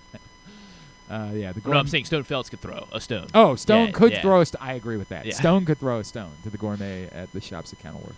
That's where we'll be Wednesday night for the Arthur Millette Show. PressBoxOnline.com/Millette is the website to find out more. Speaking of shows, I think you all know that I've told you I was sitting on information related to Tyus Bowser. A lot of that has become public, and he apparently had a conversation with Brian Wacker of the Baltimore Sun, and that's available today if you want some more information about what happened with Tyus Bowser and why he's filed a grievance against the Baltimore Ravens. You can go do that. I haven't been able to read the story yet, so after I read the story, I'll tell you what I'm comfortable talking about and what I'm not, because I still can't. I'm not going to share anything that he didn't share in this story, and I want to be very careful about that before I talk about it, that I don't end up giving more information than what Tyus has put in that story. So I got to read it first. After I read it, I'll happily discuss it with you, but I will only discuss whatever he shared. I've said this a million times. This is the nice part about me not being a quote-unquote reporter. I don't have any obligation to tell you everything that I know. And because Tyus is a friend, I have a responsibility to my friend to not share information that wasn't meant for public consumption. I will say that Tyus did ask that after it all kind of came out that maybe he, Rita, and I sit down and do another show together to kind of talk about more of it. So maybe that can happen. I do have to visit that with him. We will see. But Brian Wacker of the Baltimore Sun with the story today with a bit more information about the Tyus Bowser situation. Would encourage you to go check that out. When we come back in, we're going to switch our focus to hoops. NBA season less than a week from getting underway. And Jalen Smith has a new home in Chicago. He'll tell us all about it next. It's Glenn Clark Radio. The ultimate fan experience awaits you at Sports and Social Maryland. See how we're raising the sports bar with our massive 100-foot media wall featuring 40 HD TVs and a 47-foot big screen. Bet on your favorite teams and this year's biggest events at the FanDuel Sportsbook while enjoying your favorite beers and cocktails, plus our delicious takes on bar food classics. Visit Sports and Social at Live Casino and Hotel Maryland at Arundel Mills. Must be 21. Gambling problem? Call 1-800-GAMBLER. Driving in Maryland? Did you know an Easy Pass from DriveEasyMD.com can save you time and money? Of course you did, because you are a thrifty driver. An antenna reads your Easy Pass transponder and automatically deducts the toll from your Easy Pass account. Learn more at DriveEasyMD.com.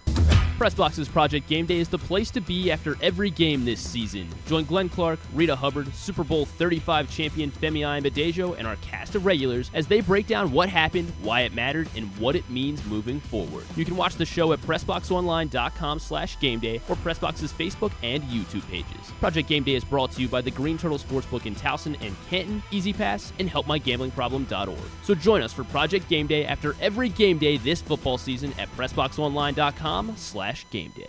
Treat yourself and taste the Baltimore tradition that is the legendary Costas Inn. Hey, it's Stan the Fan Charles. For over 50 years, the Costas Inn has been a Baltimore original, dishing out their legendary fat, delicious, award-winning crab cakes and steamed crabs. It's crab season, so sit back and crack some crabs while watching the Birds pursue another divisional title on Costas's 15 TVs. On Monday night, the Costas Inn offers their half-pound jumbo lump crab cake with 2 sides for under $30. So head on down to the Costas Inn today at 4100 North Point Boulevard or visit them at CostasInn.com. The votes were all counted, and the results are official. Royal Farms was named #1 for food in the USA Today 10 Best poll, receiving more votes than any other convenience store chain in America. The next time you want to get some good food fast, doesn't it make sense to go to Royal Farms? Voted best in the USA and home of world-famous chicken. Real fresh, real fast, Royal Farms. Gambling can be a fun and entertaining experience, but there are risks involved. If you're planning on betting on the game at the casino or on your phone or computer, know your limit, stay within it. Set a budget and a time to stop. Remember, gambling isn't a financial solution, and it doesn't mix well with alcohol or drugs. Know the risks and have a plan before you begin gambling. For free and confidential services, call 1-800-GAMBLER 24/7 or go to helpmygamblingproblem.org. Brace yourselves for an unparalleled in-person betting experience at the Green Turtle Bet Park Sportsbook and Bars in Canton and Towson. Experience the thrill of live betting with Baltimore's only state-of-the-art Vegas viewing TV experience. Choose between our on-site tellers or the convenience of our self-bet kiosks to place your bets. Gather your betting buddies and head over to the Green Turtle Bet Park Sportsbooks today. Green Turtle Bet Park Sportsbooks in Towson and Canton. The ultimate destination for game day excitement, great food, and live in-person betting. Must be 21. Please play responsibly. Gambling problem? Go to mdgamblinghelp.org. Coming back in here with Glenn and the other guy, Garrett, whatever his name is. You know who they are. Indeed, you know who we are. We're Glenn and Garrett here on Glenn Clark Radio. That's exactly correct. Thank you very much, Drew Forrester. All right, back in here on GCR as we continue along on a Friday edition of the program. No, I'm trying to think of what's going on this weekend besides, of course, the Ravens not playing. Oh, the Maryland 5-Star obviously is going on this weekend. I think that's where I'm going to be on Sunday. I think I'm going to wander up there Sunday morning to check out the eventing on the final day of the Maryland 5-Star. The Baltimore Marathon is this weekend, and the Running Festival downtown, which thankfully Booker Corrigan hasn't roped me into doing again. So that's good news for me, although I was like the 20th fastest man in Baltimore, if I remember correctly. I thought it was Annapolis. I was the 25th fastest man in Annapolis. Oh. I don't remember which one was which. I got to go back and look at that at some point. Well, I need to know how fast you are, and so that you can. In what geographical and what region. You think you're gonna go out there and top me? Is that what you think? I don't think I. Yeah, I. No, yeah, no, I would. Yeah, I would. Okay. Sounds like a challenge. Sounds like a challenge. Yeah, cancel your 5-star plans. That's what we're doing. That's what we're doing. The marathon's actually tomorrow. Oh yeah, you're right. It's tomorrow. Let's see how long would it take me to finish a marathon today? Like tomorrow. Let me see if I can find my results from when I ran that. I did at the running festival. I only ran the 5K. I didn't run anything more than that, and I've never run anything more than the 10K. That was the Annapolis one that I ran, was the 10K. But I'm not coming up with it right now either. I'm trying to search to see if I can't get the answer to it. No, I cannot. So, sorry, I tried. Anyway, moral of the story being, a lot going on this weekend. Towson is at home tomorrow, right? For yes. Stony Brook, Stony I believe. Brook, yeah. They're playing at home tomorrow. Nave is at home tomorrow against Charlotte. Stevenson's homecoming game is tomorrow against Albright. I don't remember where Hopkins is tomorrow. I believe they're at home against Franklin and Marshall, I believe, as well. So a lot going on this weekend, despite there being no Ravens game. We are approaching the start of NBA season. The season gets underway on Tuesday night. And our next guest, who we also had to chat with a little bit earlier because of his practice schedule, is getting ready for his first season in his new home. Here he is. He a Terp, Jalen Smith, right here on GCR. Man, I always love catching up with our next guest. We've had so many conversations over the years. This is the first time we chat with him being a member of the Chicago Bulls as he gets ready for the start of the season next week. He is, of course, the pride of Mount St. Joe and a former Terp. Mr. Stix himself, Jalen Smith, back with us on GCR. Jalen, it's Glenn in Baltimore. Always great to catch up, man. Thank you for taking the time for us. Oh, no problem. It's always good to talk to y'all. Man, it's great to chat with you, dude. Chicago, I guess, take me through. I know part of it is you go where you're wanted, right? Like, I understand that's how the business works, but you're a guy that a lot of teams would want to have around. What was it about Chicago that made that so appealing to you, and why are you now a Chicago Bull? Pretty much it was just opportunity. You know what I mean? Obviously, the dollar sign amount is always good, but at the end of the day, it's all about opportunity to be able to build on your future. And I felt as though Chicago was the one.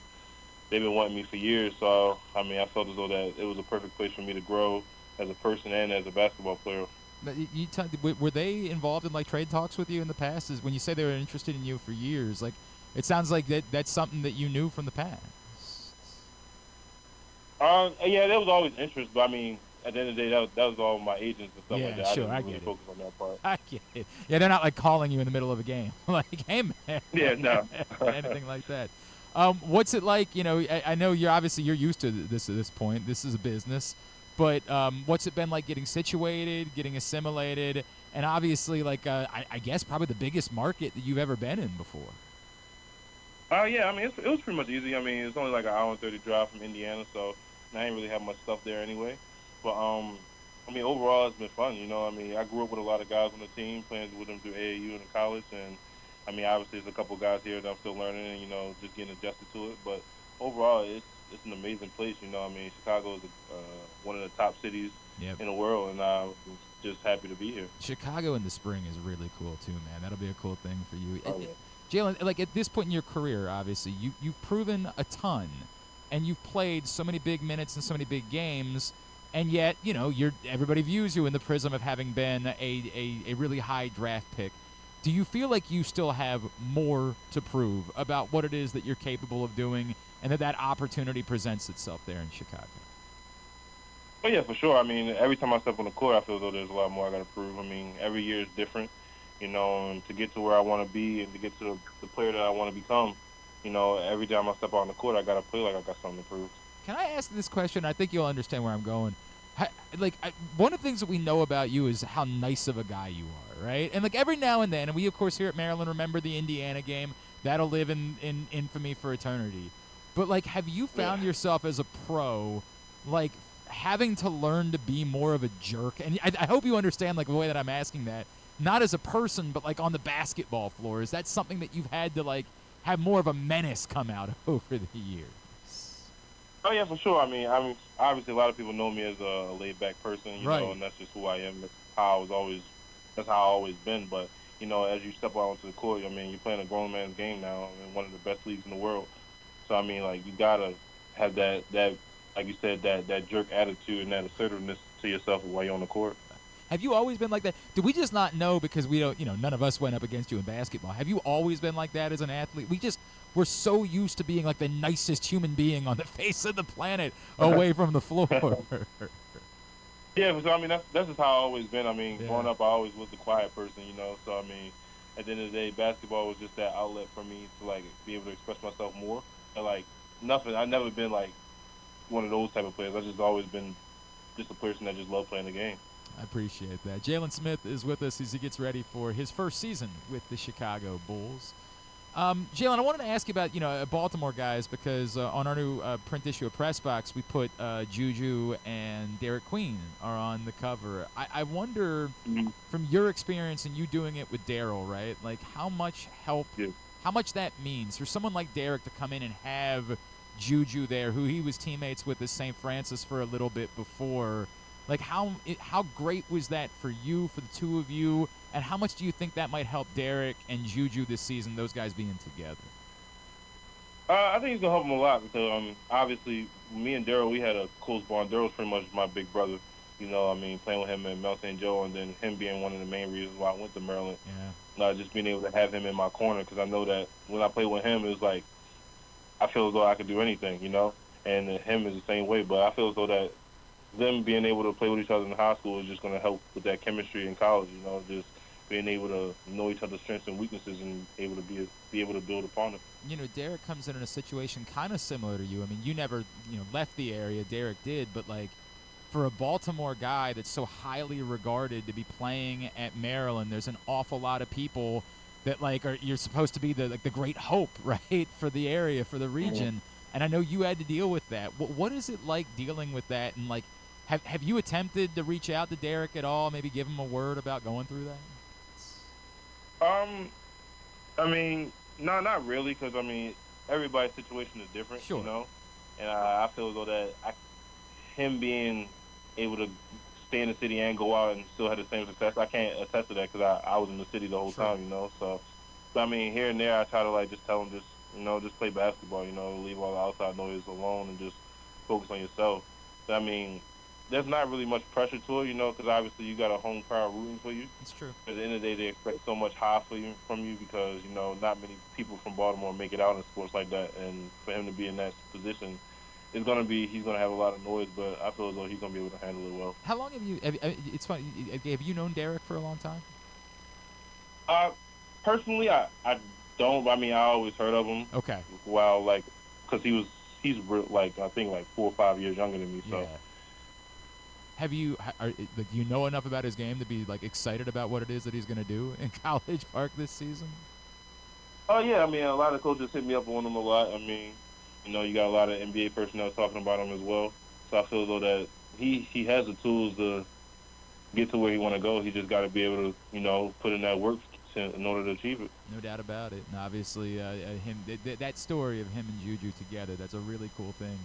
And hopefully will be as fruitful. Maybe there will be conference championships for those guys, like what you and Daryl got to experience together. Jalen, are people overlooking the Bulls too much right now? You know how this goes, right? It's been a slog. Do you feel like maybe and if they are, why? Why do you feel like teams or people around the league don't know how good the Bulls are capable of being? I mean, that's always just speculation, Everybody's always going to look down on somebody, but at the end of the day, we just got to go out and play our game and our brand of basketball. We're not really too much worried about the outside noise, but instead we're just focusing on ourselves and getting better each and every day and just trying to put our best foot forward and take it one game at a time. The thing the other day with, Lonzo getting able to come back and play, I know you guys haven't been teammates for very long, but what did that mean to you? It felt like it was a really sort of powerful thing. Oh, yeah, it was amazing. He's been working for us for so long. Being outside of basketball and not being able to do the thing that you love for, 2+ years, it's always tough. And especially for it to be in this caliber of a league, to be able to come back and still have the same success that he had last night, it was amazing to be able to watch. That's cool, man. That is really cool. All right, so the important questions, obviously you are far too young to have been, watching Michael Jordan in that era of Chicago Bulls basketball. But I'm assuming that you did watch The Last Dance. Does that I don't, obviously Maryland was an Under Armour school, but does any of that resonate with you, like Jordan and Nike, and did you feel that at all when you walk into the home locker room, the power of what the Bulls brand means? Oh yeah, you experience it every day. His name is pretty much plastered all over United Center and our practice facility. So the history and how much he meant to Chicago and how much he helped Chicago build his brand of basketball. And, obviously it's a lot to live up to, but I feel as though that us working hard every day to try to achieve our goals individually and collectively is just going to help us to push forward even more. You didn't, go over and try to play, throwing quarters against the wall. You're not trying to, recreate any of Michael Jordan's stuff, are you? Nah, we can't do that. We might get fined now. Yeah, all right. I mean, you don't have to bet on it, I guess. You can just have fun. Michael was a different animal, obviously. Yeah, for sure. Michael was a different animal, that's for sure. What else is going on in your world, man? Get me caught up. What was the off season like? What are beyond basketball? What else has been going on with you? Pretty much, it's been a quiet summer. I got married in July. Congratulations! Oh, that's awesome, man. That's so cool. Yeah. So pretty much, that's probably been a highlight of the summer outside of signing to the Bulls, Yeah. But pretty much it's just been here in Chicago for the past 3 to 5 months, just working out and getting accustomed to the team. Bro, you better say that's the highlight of the summer. You better say that. For sure. You're gonna end up in an awful lot of trouble. That's awesome, man. Did you guys do it? Did you guys do it back here, or did you go a destination? Oh yeah, we did it. Yeah, we did it on the harbor. Oh man, how cool is that, dude? Yeah, it was amazing. What a cool. Imagine going back and telling 10-year-old Jalen Smith that you're gonna be this deep into your NBA career and marrying your high school sweetheart on the Baltimore Harbor. What would you have said then? Yeah. He probably wouldn't have believed it. He probably just laughed and just said, okay. Man, that is so cool, dude. I am so happy for you. I'm actually now, Thank I just you. wandered over to your Instagram, and I'm looking at pictures. That's awesome, man. That's so cool. Yeah. At the Jalen_Smith on Instagram is, as always, how you can follow him. Jalen, so happy for you. Can't wait to see what it is that you're going to do out there in Chicago. Really appreciate you taking the time. Hopefully, you'll be bumping into Maryland basketball games out in the Midwest at some point. Hopefully they'll work out. Yeah. It's Big Ten country out here, so No doubt. I should be able to catch a lot of them. Jalen, thank you as always for taking the time for us, man. We really appreciate it. Yes, sir. Appreciate you. Jalen Smith, obviously Maryland and Mount St. Joe legend. Appreciate him taking the time for us this morning. Somebody's stopping in to say hello. It's the mail. the mail. Yes. Oh, very nice. Very, very nice. All right. By the way, so you have 2 assignments after the show. Jeez. You got to work on the audio thing, and then you got to work on how we're going to hang the. I mean. I'd like to. Well, okay. 2 assignments. Oh, what? You want to push that one off? No. I mean. What? I'm just trying to figure out. I'm trying to figure out the best what to do about it. Well, I don't know if we might have to get some heavier duty or command strips. Yeah. For that one, that might require the heaviest dutiest. I don't know how to say that correctly. The most heavy duty. Yeah, the most heavy duty, the heavy dutyest. But I like heaviest. The dutiest. mostest heaviest dutiest. I like heaviest dutiest. I like, frankly, let's be honest. I like any excuse to say duty. Can we just? Yeah. Come on, man. You need the biggest duty. I know you're a big duty guy. I do know that about you. Yeah. Yeah. We might need those. I don't know what the plan is, but I'm assigning it. So a couple weeks back, I don't know if we even talked about it on the show, but we the morning after James Earl Jones passed away, we had invited David Mickey Evans back on the program. Do you want me to hand it to you, or is that going to be too much? Okay, you can reach it. There we go. Well, hang on. Let me explain it first. Okay. I was doing radio here.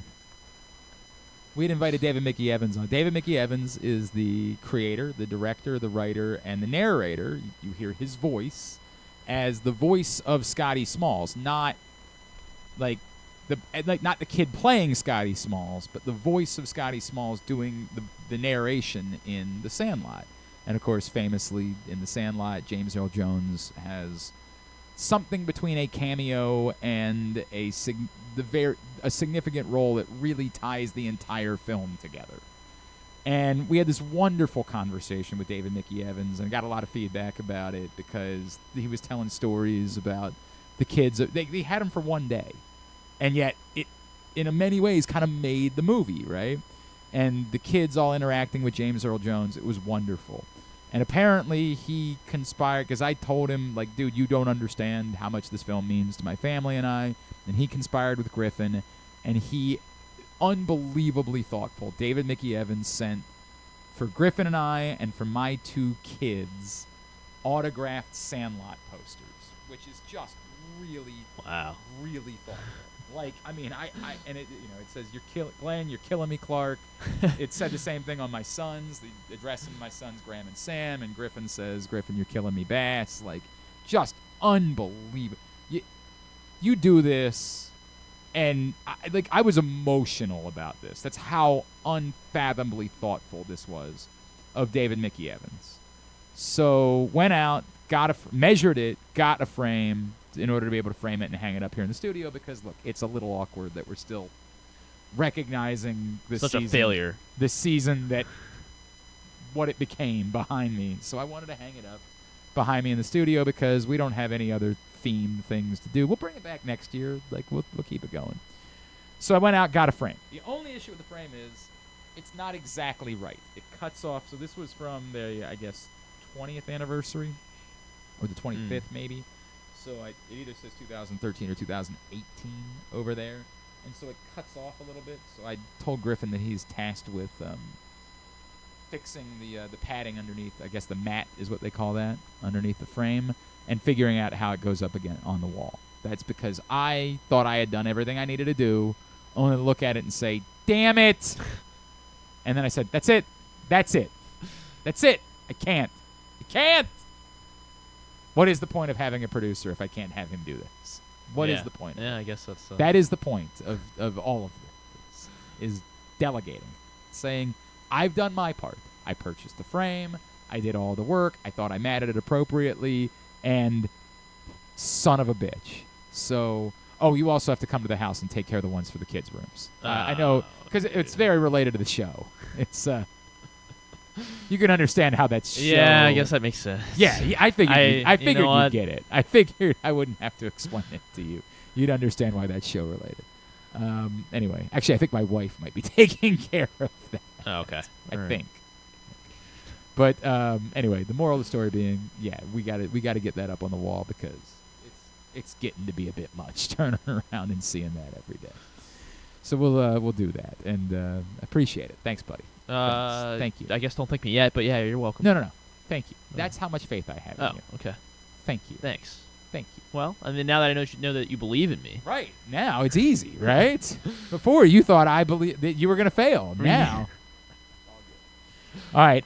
Today's show, actually remind everybody what's going on at Live Casino and Hotel. You get $7 in free slot play, and it's every time that Baltimore or Washington's football teams are home. Washington is home this Sunday at 4 o'clock. There's no Baltimore game at the same time, so you don't have to have any conflict. This is the perfect day to take advantage of Absolutely, because every time that Washington is home, or Baltimore for that matter, but Washington, again, as Glenn mentioned, is home on Sunday this afternoon, and every time they score a touchdown during said home game, $7 in free slot play for Live Rewards members who have their Live Rewards card inserted into the slot machine. Any slot machine on the floor have to be actively playing, and then once that touchdown scores, $7 in free slot play. And Washington's been scoring a lot of touchdowns lately, so definitely want to try to take advantage of that. At Arundel Mills, must be 21. Please play responsibly. For help, visit mdgamblinghelp.org or call 1-800-GAMBLER. All right, when we come back in, Tidbit and Two-Bit to wrap up the week. It's Glenn Clark Radio. Experience the thrill of the Mars Maryland 5-Star at Fair Hill, presented by Brown Advisory, coming October 17th to the 20th. See the world's best equestrians compete in the sport of eventing, the ultimate test of horse and rider. Enjoy a weekend festival featuring locally sourced food at the Fresh Food Fest, a beer, wine, and spirits showcase, shopping, and fun for all ages. Check out the Maryland Corgi Cup, interactive kids corner, and more. It's the place to be in October. Visit maryland5star.us for tickets. Treat yourself and taste the Baltimore tradition that is the legendary Costas Inn. Hey, it's Stan the Fan Charles. For over 50 years, the Costas Inn has been a Baltimore original, dishing out their legendary fat, delicious, award-winning crab cakes and steamed crabs. It's crab season, so sit back and crack some crabs while watching the Birds pursue another divisional title on Costas' 15 TVs. On Monday night, the Costas Inn offers their half-pound jumbo lump crab cake with 2 sides for under $30. So head on down to the Costas Inn today at 4100 North Point Boulevard or visit them at costasin.com. Make the most out of every day in your Toyota RAV4, available in hybrid or gas-only models. A RAV4 can get you where you want to go in style. Check out buyatoyota.com for deals on new RAV4s from your local Toyota dealer today. The drug scene in Maryland is changing. Fentanyl and xylazine are being added to street drugs, and you may not even know it. Xylazine is not even intended for humans, and fentanyl is an opioid 50 times stronger than heroin and contributed to over 80% of overdose deaths in our state. Anyone who uses drugs, even occasionally, is at risk of overdose. To learn more, visit stopoverdose.maryland.gov or call or text 988. The votes were all counted, and the results are official. Royal Farms was named #1 for food in the USA Today 10 Best poll, receiving more votes than any other convenience store chain in America. The next time you want to get some good food fast, doesn't it make sense to go to Royal Farms? Voted best in the USA and home of world-famous chicken. Real fresh, real fast, Royal Farms. The latest edition of PressBox is available now. On the cover, Brooks Dubose profiles Maryland basketball forwards Derik Queen and Juju Reese as the Baltimore-built duo reunites in College Park with hopes of bringing the Terps back to prominence. Also inside, meet college basketball players from all of the area's D1 programs. PressBox is available for free at over 500 locations throughout the region, including 60 Royal Farm stores, where you can read the entire issue online at PressBoxOnline.com, where you can also find great betting advice and the best daily coverage of the Orioles, Ravens, and Terps. Need a trophy or award that's as unique as the achievement? Look no further than Crown Trophy. With locations in Owings Mills and Gaithersburg, they specialize in custom trophies, plaques, and medals for any occasion. From sports and academic awards to employee recognition and corporate gifts, visit crowntrophy.com today and let them help you create a lasting memory for your school, team, or business. Crown Trophy is a proud supporter of the Maryland Public Secondary Schools Athletic Association. crowntrophy.com. One of the things that's definitely wrong with this country is that this dude still has a job somehow, some way. Glenn Clark. All right, back in here on GCR as we are winding down for the day and for the week. Anything that we needed to get to that we didn't? I feel like we talked about everything that mattered. All right, well, if that's the case, then let's go ahead and do a tidbit. Have you ever thought of taking a cruise to these wonderful destinations with sunny skies and beautiful beaches? Well, wait no longer. We're ready for you to cruise from the Cruise Maryland Terminal. Have a little phrase that you can go from baggage to margarita in about 15 minutes. Choose fun with an array of destinations, onboard activities, entertainment, and world-class cuisine. Contact your travel agent and book your cruise today. Let your adventure begin. All right, what you got? Let's start. Okay, so last night this comes from Jim Berdees. Let's go, Jim Berdees. On he is a Cleveland sports writer. So the Yankees did lose last night. They are now 172-2 in postseason games when leading by multiple runs entering the ninth inning. The lone two losses were last night. Okay. The walk-off ended it with the walk-off. And the game before the All-Star break? And then, no, not that. No, postseason games. Postseason. Yes. And then 2 years ago in the ALDS, when the Guardians walked off in Game 3 of the ALDS in 2022, Oscar Gonzalez. So both Guardians Don't remember that one. Did they? I think they advanced to the ALCS and then lost to Houston? Yeah, Is that 2022? That sounds right. Yeah. But yes, they lost. So that's so that was nice. This was okay. So then second game in postseason history. This from Sarah Langs last night. Second game in postseason history with 4 game-tying or go-ahead home runs in the 8th inning or later. So of course Judge, Stanton, Noel, and then David Fry. The only other time that a postseason game had 4 game-tying or go-ahead home runs in the 8th inning or later, the 1995 ALDS, Game 1 of the 95 ALDS, which also ended in a Cleveland walk-off homer. How about that? Yes, of course. I don't like thinking about Cleveland. Well, I guess that wasn't walk-off for Tony Fernandez in the 90. Yeah, the Cleveland, of course, in the 97 ALCS, Cleveland beat Baltimore. And I don't like thinking about the way that ended in Game 6. John Kenzie Noel, the first rookie to hit a game-tying home run in the 9th inning or later of a postseason game. How about that? And as a pinch hitter as well. How about that? And then earlier this week, Kike Hernandez hit a home run, his 15th. All he does. 15th All he does. Career postseason home run. He is now, after last night, he is tied for 8th with most postseason home runs among active players. Tied for 8th, most postseason home runs among active players. Can you name the other 8? Bregman. Yes, Alex Bregman is 3rd. Altuve. Altuve is number 1 among active players, 27 playoff home runs. Soto. Not yet. It's a little surprising. Soto. Had a heck of a run in Washington. Soto only 8. He's 24th among active players. Harper. Yes, Bryce Harper, 17. He is 7th among active players. Betts. No Mookie.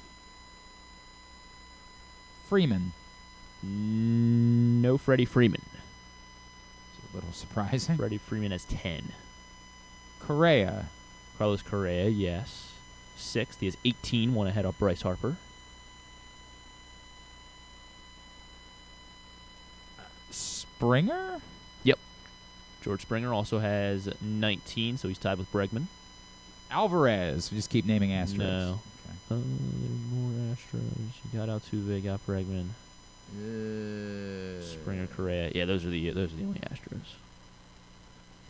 Rizzo. No Rizzo.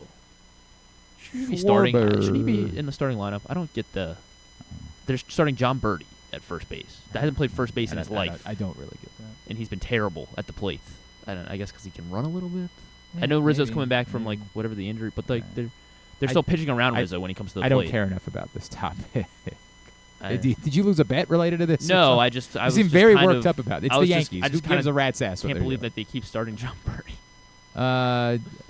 Schwarber. I know he made a play last night. Did I say Schwarber? Like very Schwarber. lucky. Schwarber. Schwarber is 2nd, yes.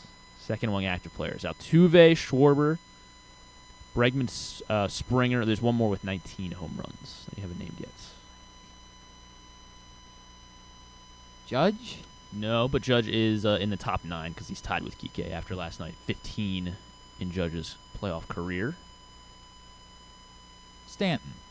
Nope. Stanton's just one behind. He has 14. So that's the top 10. Is Justin Turner still active? He is still active, but he's going to be outside the top 10. 13. Tied with another guy who hit a home run, not last night, 2 nights ago. Oh, Max Muncy. Yeah, Max Muncy's 13 as well. Jordan Alvarez is 12, so he's right behind them. He's got the top 13 here. Just need you tied for third. Tied for third. Oh, Seager. Corey Seager. Corey Seager, 19 postseason home runs, tied with Springer and Bregman among active players. So yeah, well, you got the whole top 13. There you go. Look at that. Look at that. It's very good. All right, let's go ahead and get totally tubular. Experience the thrill of the Mars Maryland 5-Star at Fair Hill, presented by Brown Advisory, coming October 17th to 20th. See the world's best equestrians compete in the sport of eventing, the ultimate test of horse and rider. Enjoy a weekend festival featuring local food, shopping, and fun for all. Come for the event and stay for the experience in Cecil County, home to the Chesapeake Bay waterfront, vibrant small towns, and family entertainment. Tickets on sale now at maryland5star.us. All right, here's what's coming up this weekend, Totally Tubularized. And as we mentioned earlier, it's a lot. 5-Star today, 2 o'clock on MPT, and then tomorrow, 1:30, Sunday at 2 from out at Fair Hill. But get up there and check it out, maryland5star.us with the number 5. Also tonight, baseball. The Dodgers can wrap it up. Game 5 on Fox Sports 1 at 5:08 in the NLCS. Jack Flaherty and David Peterson. Starting that game for the Mets. TBS, ALCS. Doesn't matter. I know. It doesn't. Game 4 between the Yankees and the Guardians. Luis Gil and Gavin Williams, the pitching matchup there. WNBA Finals. Game 4 tonight at 8. The Liberty with a chance to close out the Lynx on the road. That's on ESPN. Tomorrow, I mentioned the Baltimore Marathon coverage on WBAL locally starting at 5 a.m. CBS Sports Network, Charlotte Navy at 3:30, Fox Sports 1, USC Maryland at 4, Monumental for Stony Brook and Towson at 1 o'clock, Stevenson at home against Albright at 1. I'll be over there at GoMaxSports.tv, and Hopkins at home at 1 against Franklin and Marshall, Centennial Conference.tv. ESPN Plus tomorrow for Lehigh Loyola Soccer at 1, UMBC's at New Hampshire in soccer tomorrow night at 7, on AmericaEast.tv. Game 5 of the ALCS tomorrow night, 8:08 on TBS. The big college football this weekend, obviously the really big one, is Georgia-Texas. That's at 7:30 on ABC. ABC also has Alabama-Tennessee at 3:30, probably the second biggest game of the weekend.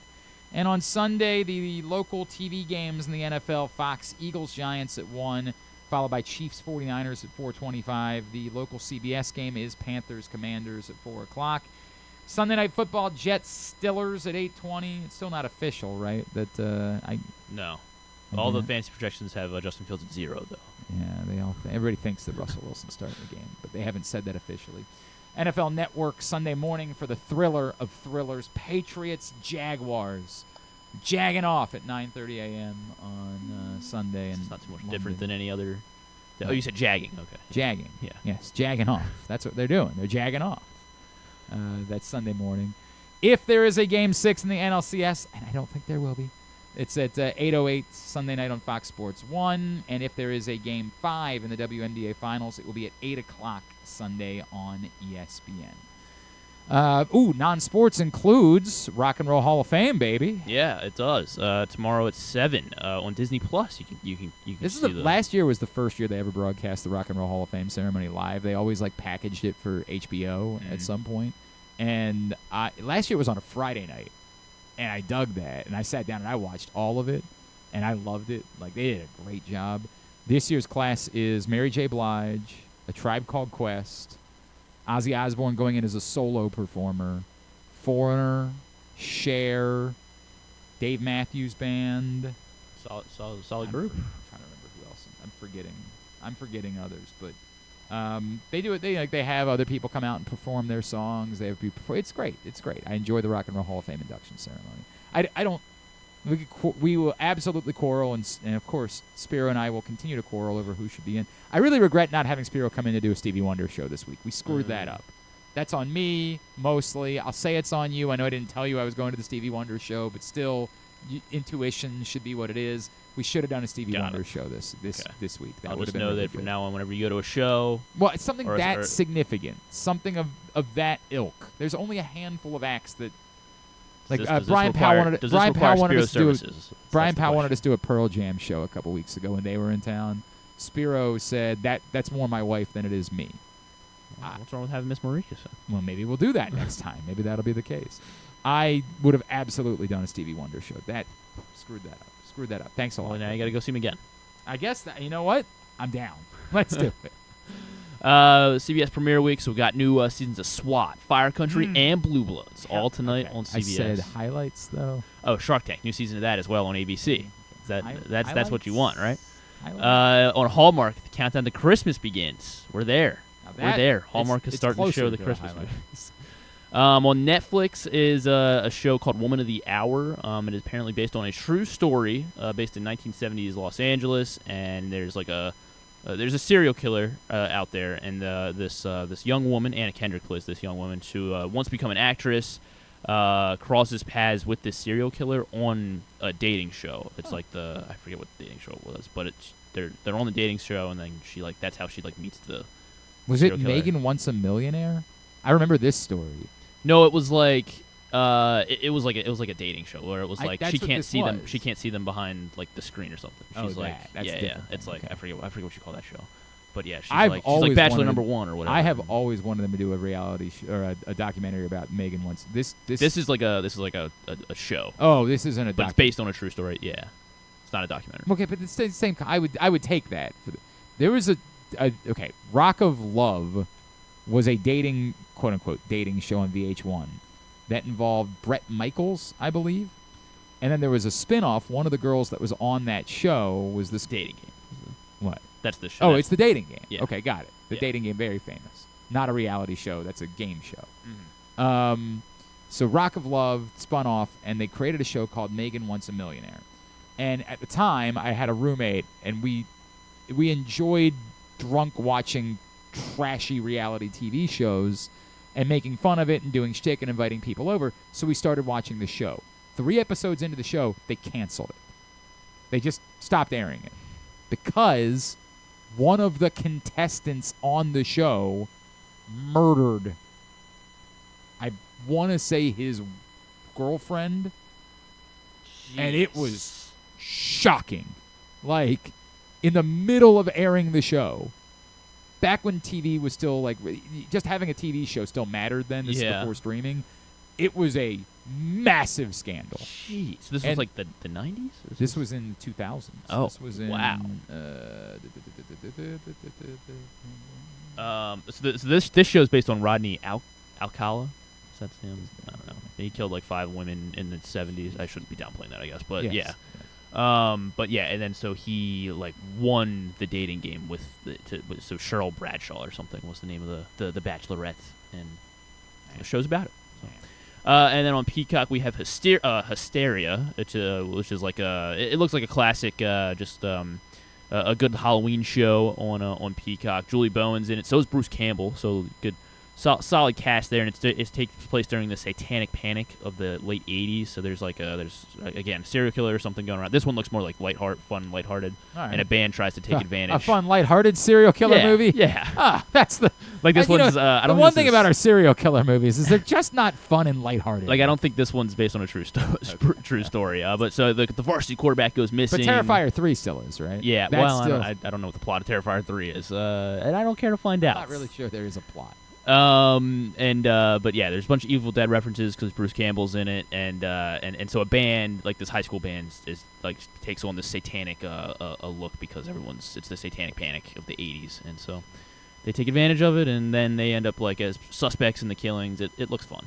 I don't know about fun, but you know what I mean.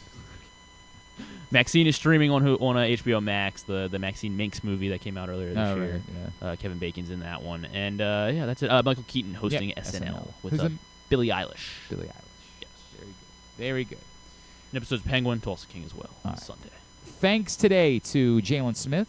Thanks also to Chris Braswell and to Bo Smolka. We'll get all that up in the greatest hits section of the Here we go tab at GlennClarkRadio.com. Yeah, everybody's bad. All of our we got to come up with something else because they're all bad. Let's go back to I don't know, maybe. We will not be doing obviously game day until Monday night, so a rare bye weekend for your pal. But we'll be back here on Monday morning and then Project Game Day Monday night. And no bat around. The bat around just taking a little bit of time off. The boys will be back. Don't know exactly when. We're thinking maybe around the time of the winter meetings when the off season really starts getting going. The bat around will return, but no bat around for a little bit, just giving the guys a little bit of a breather here after a long baseball season. All right. Thanks to everybody at PressBox, all of our great sponsors and partners, including Maryland 5-Star, Live Casino and Hotel, Cruise Maryland, Crown Trophy, Easy Pass, Royal Farms, Green Turtle Sportsbooks in Towson and Canton, HelpMyGamblingProblem.org, the Costa Sin, MSAA, the Baltimore Orioles, your local Toyota dealer, BuyAToyota.com. Thanks to Griffin at Griffin_Bass. Follow us, Twitter, Instagram, and TikTok at Glenn Clark Radio. Have a great weekend.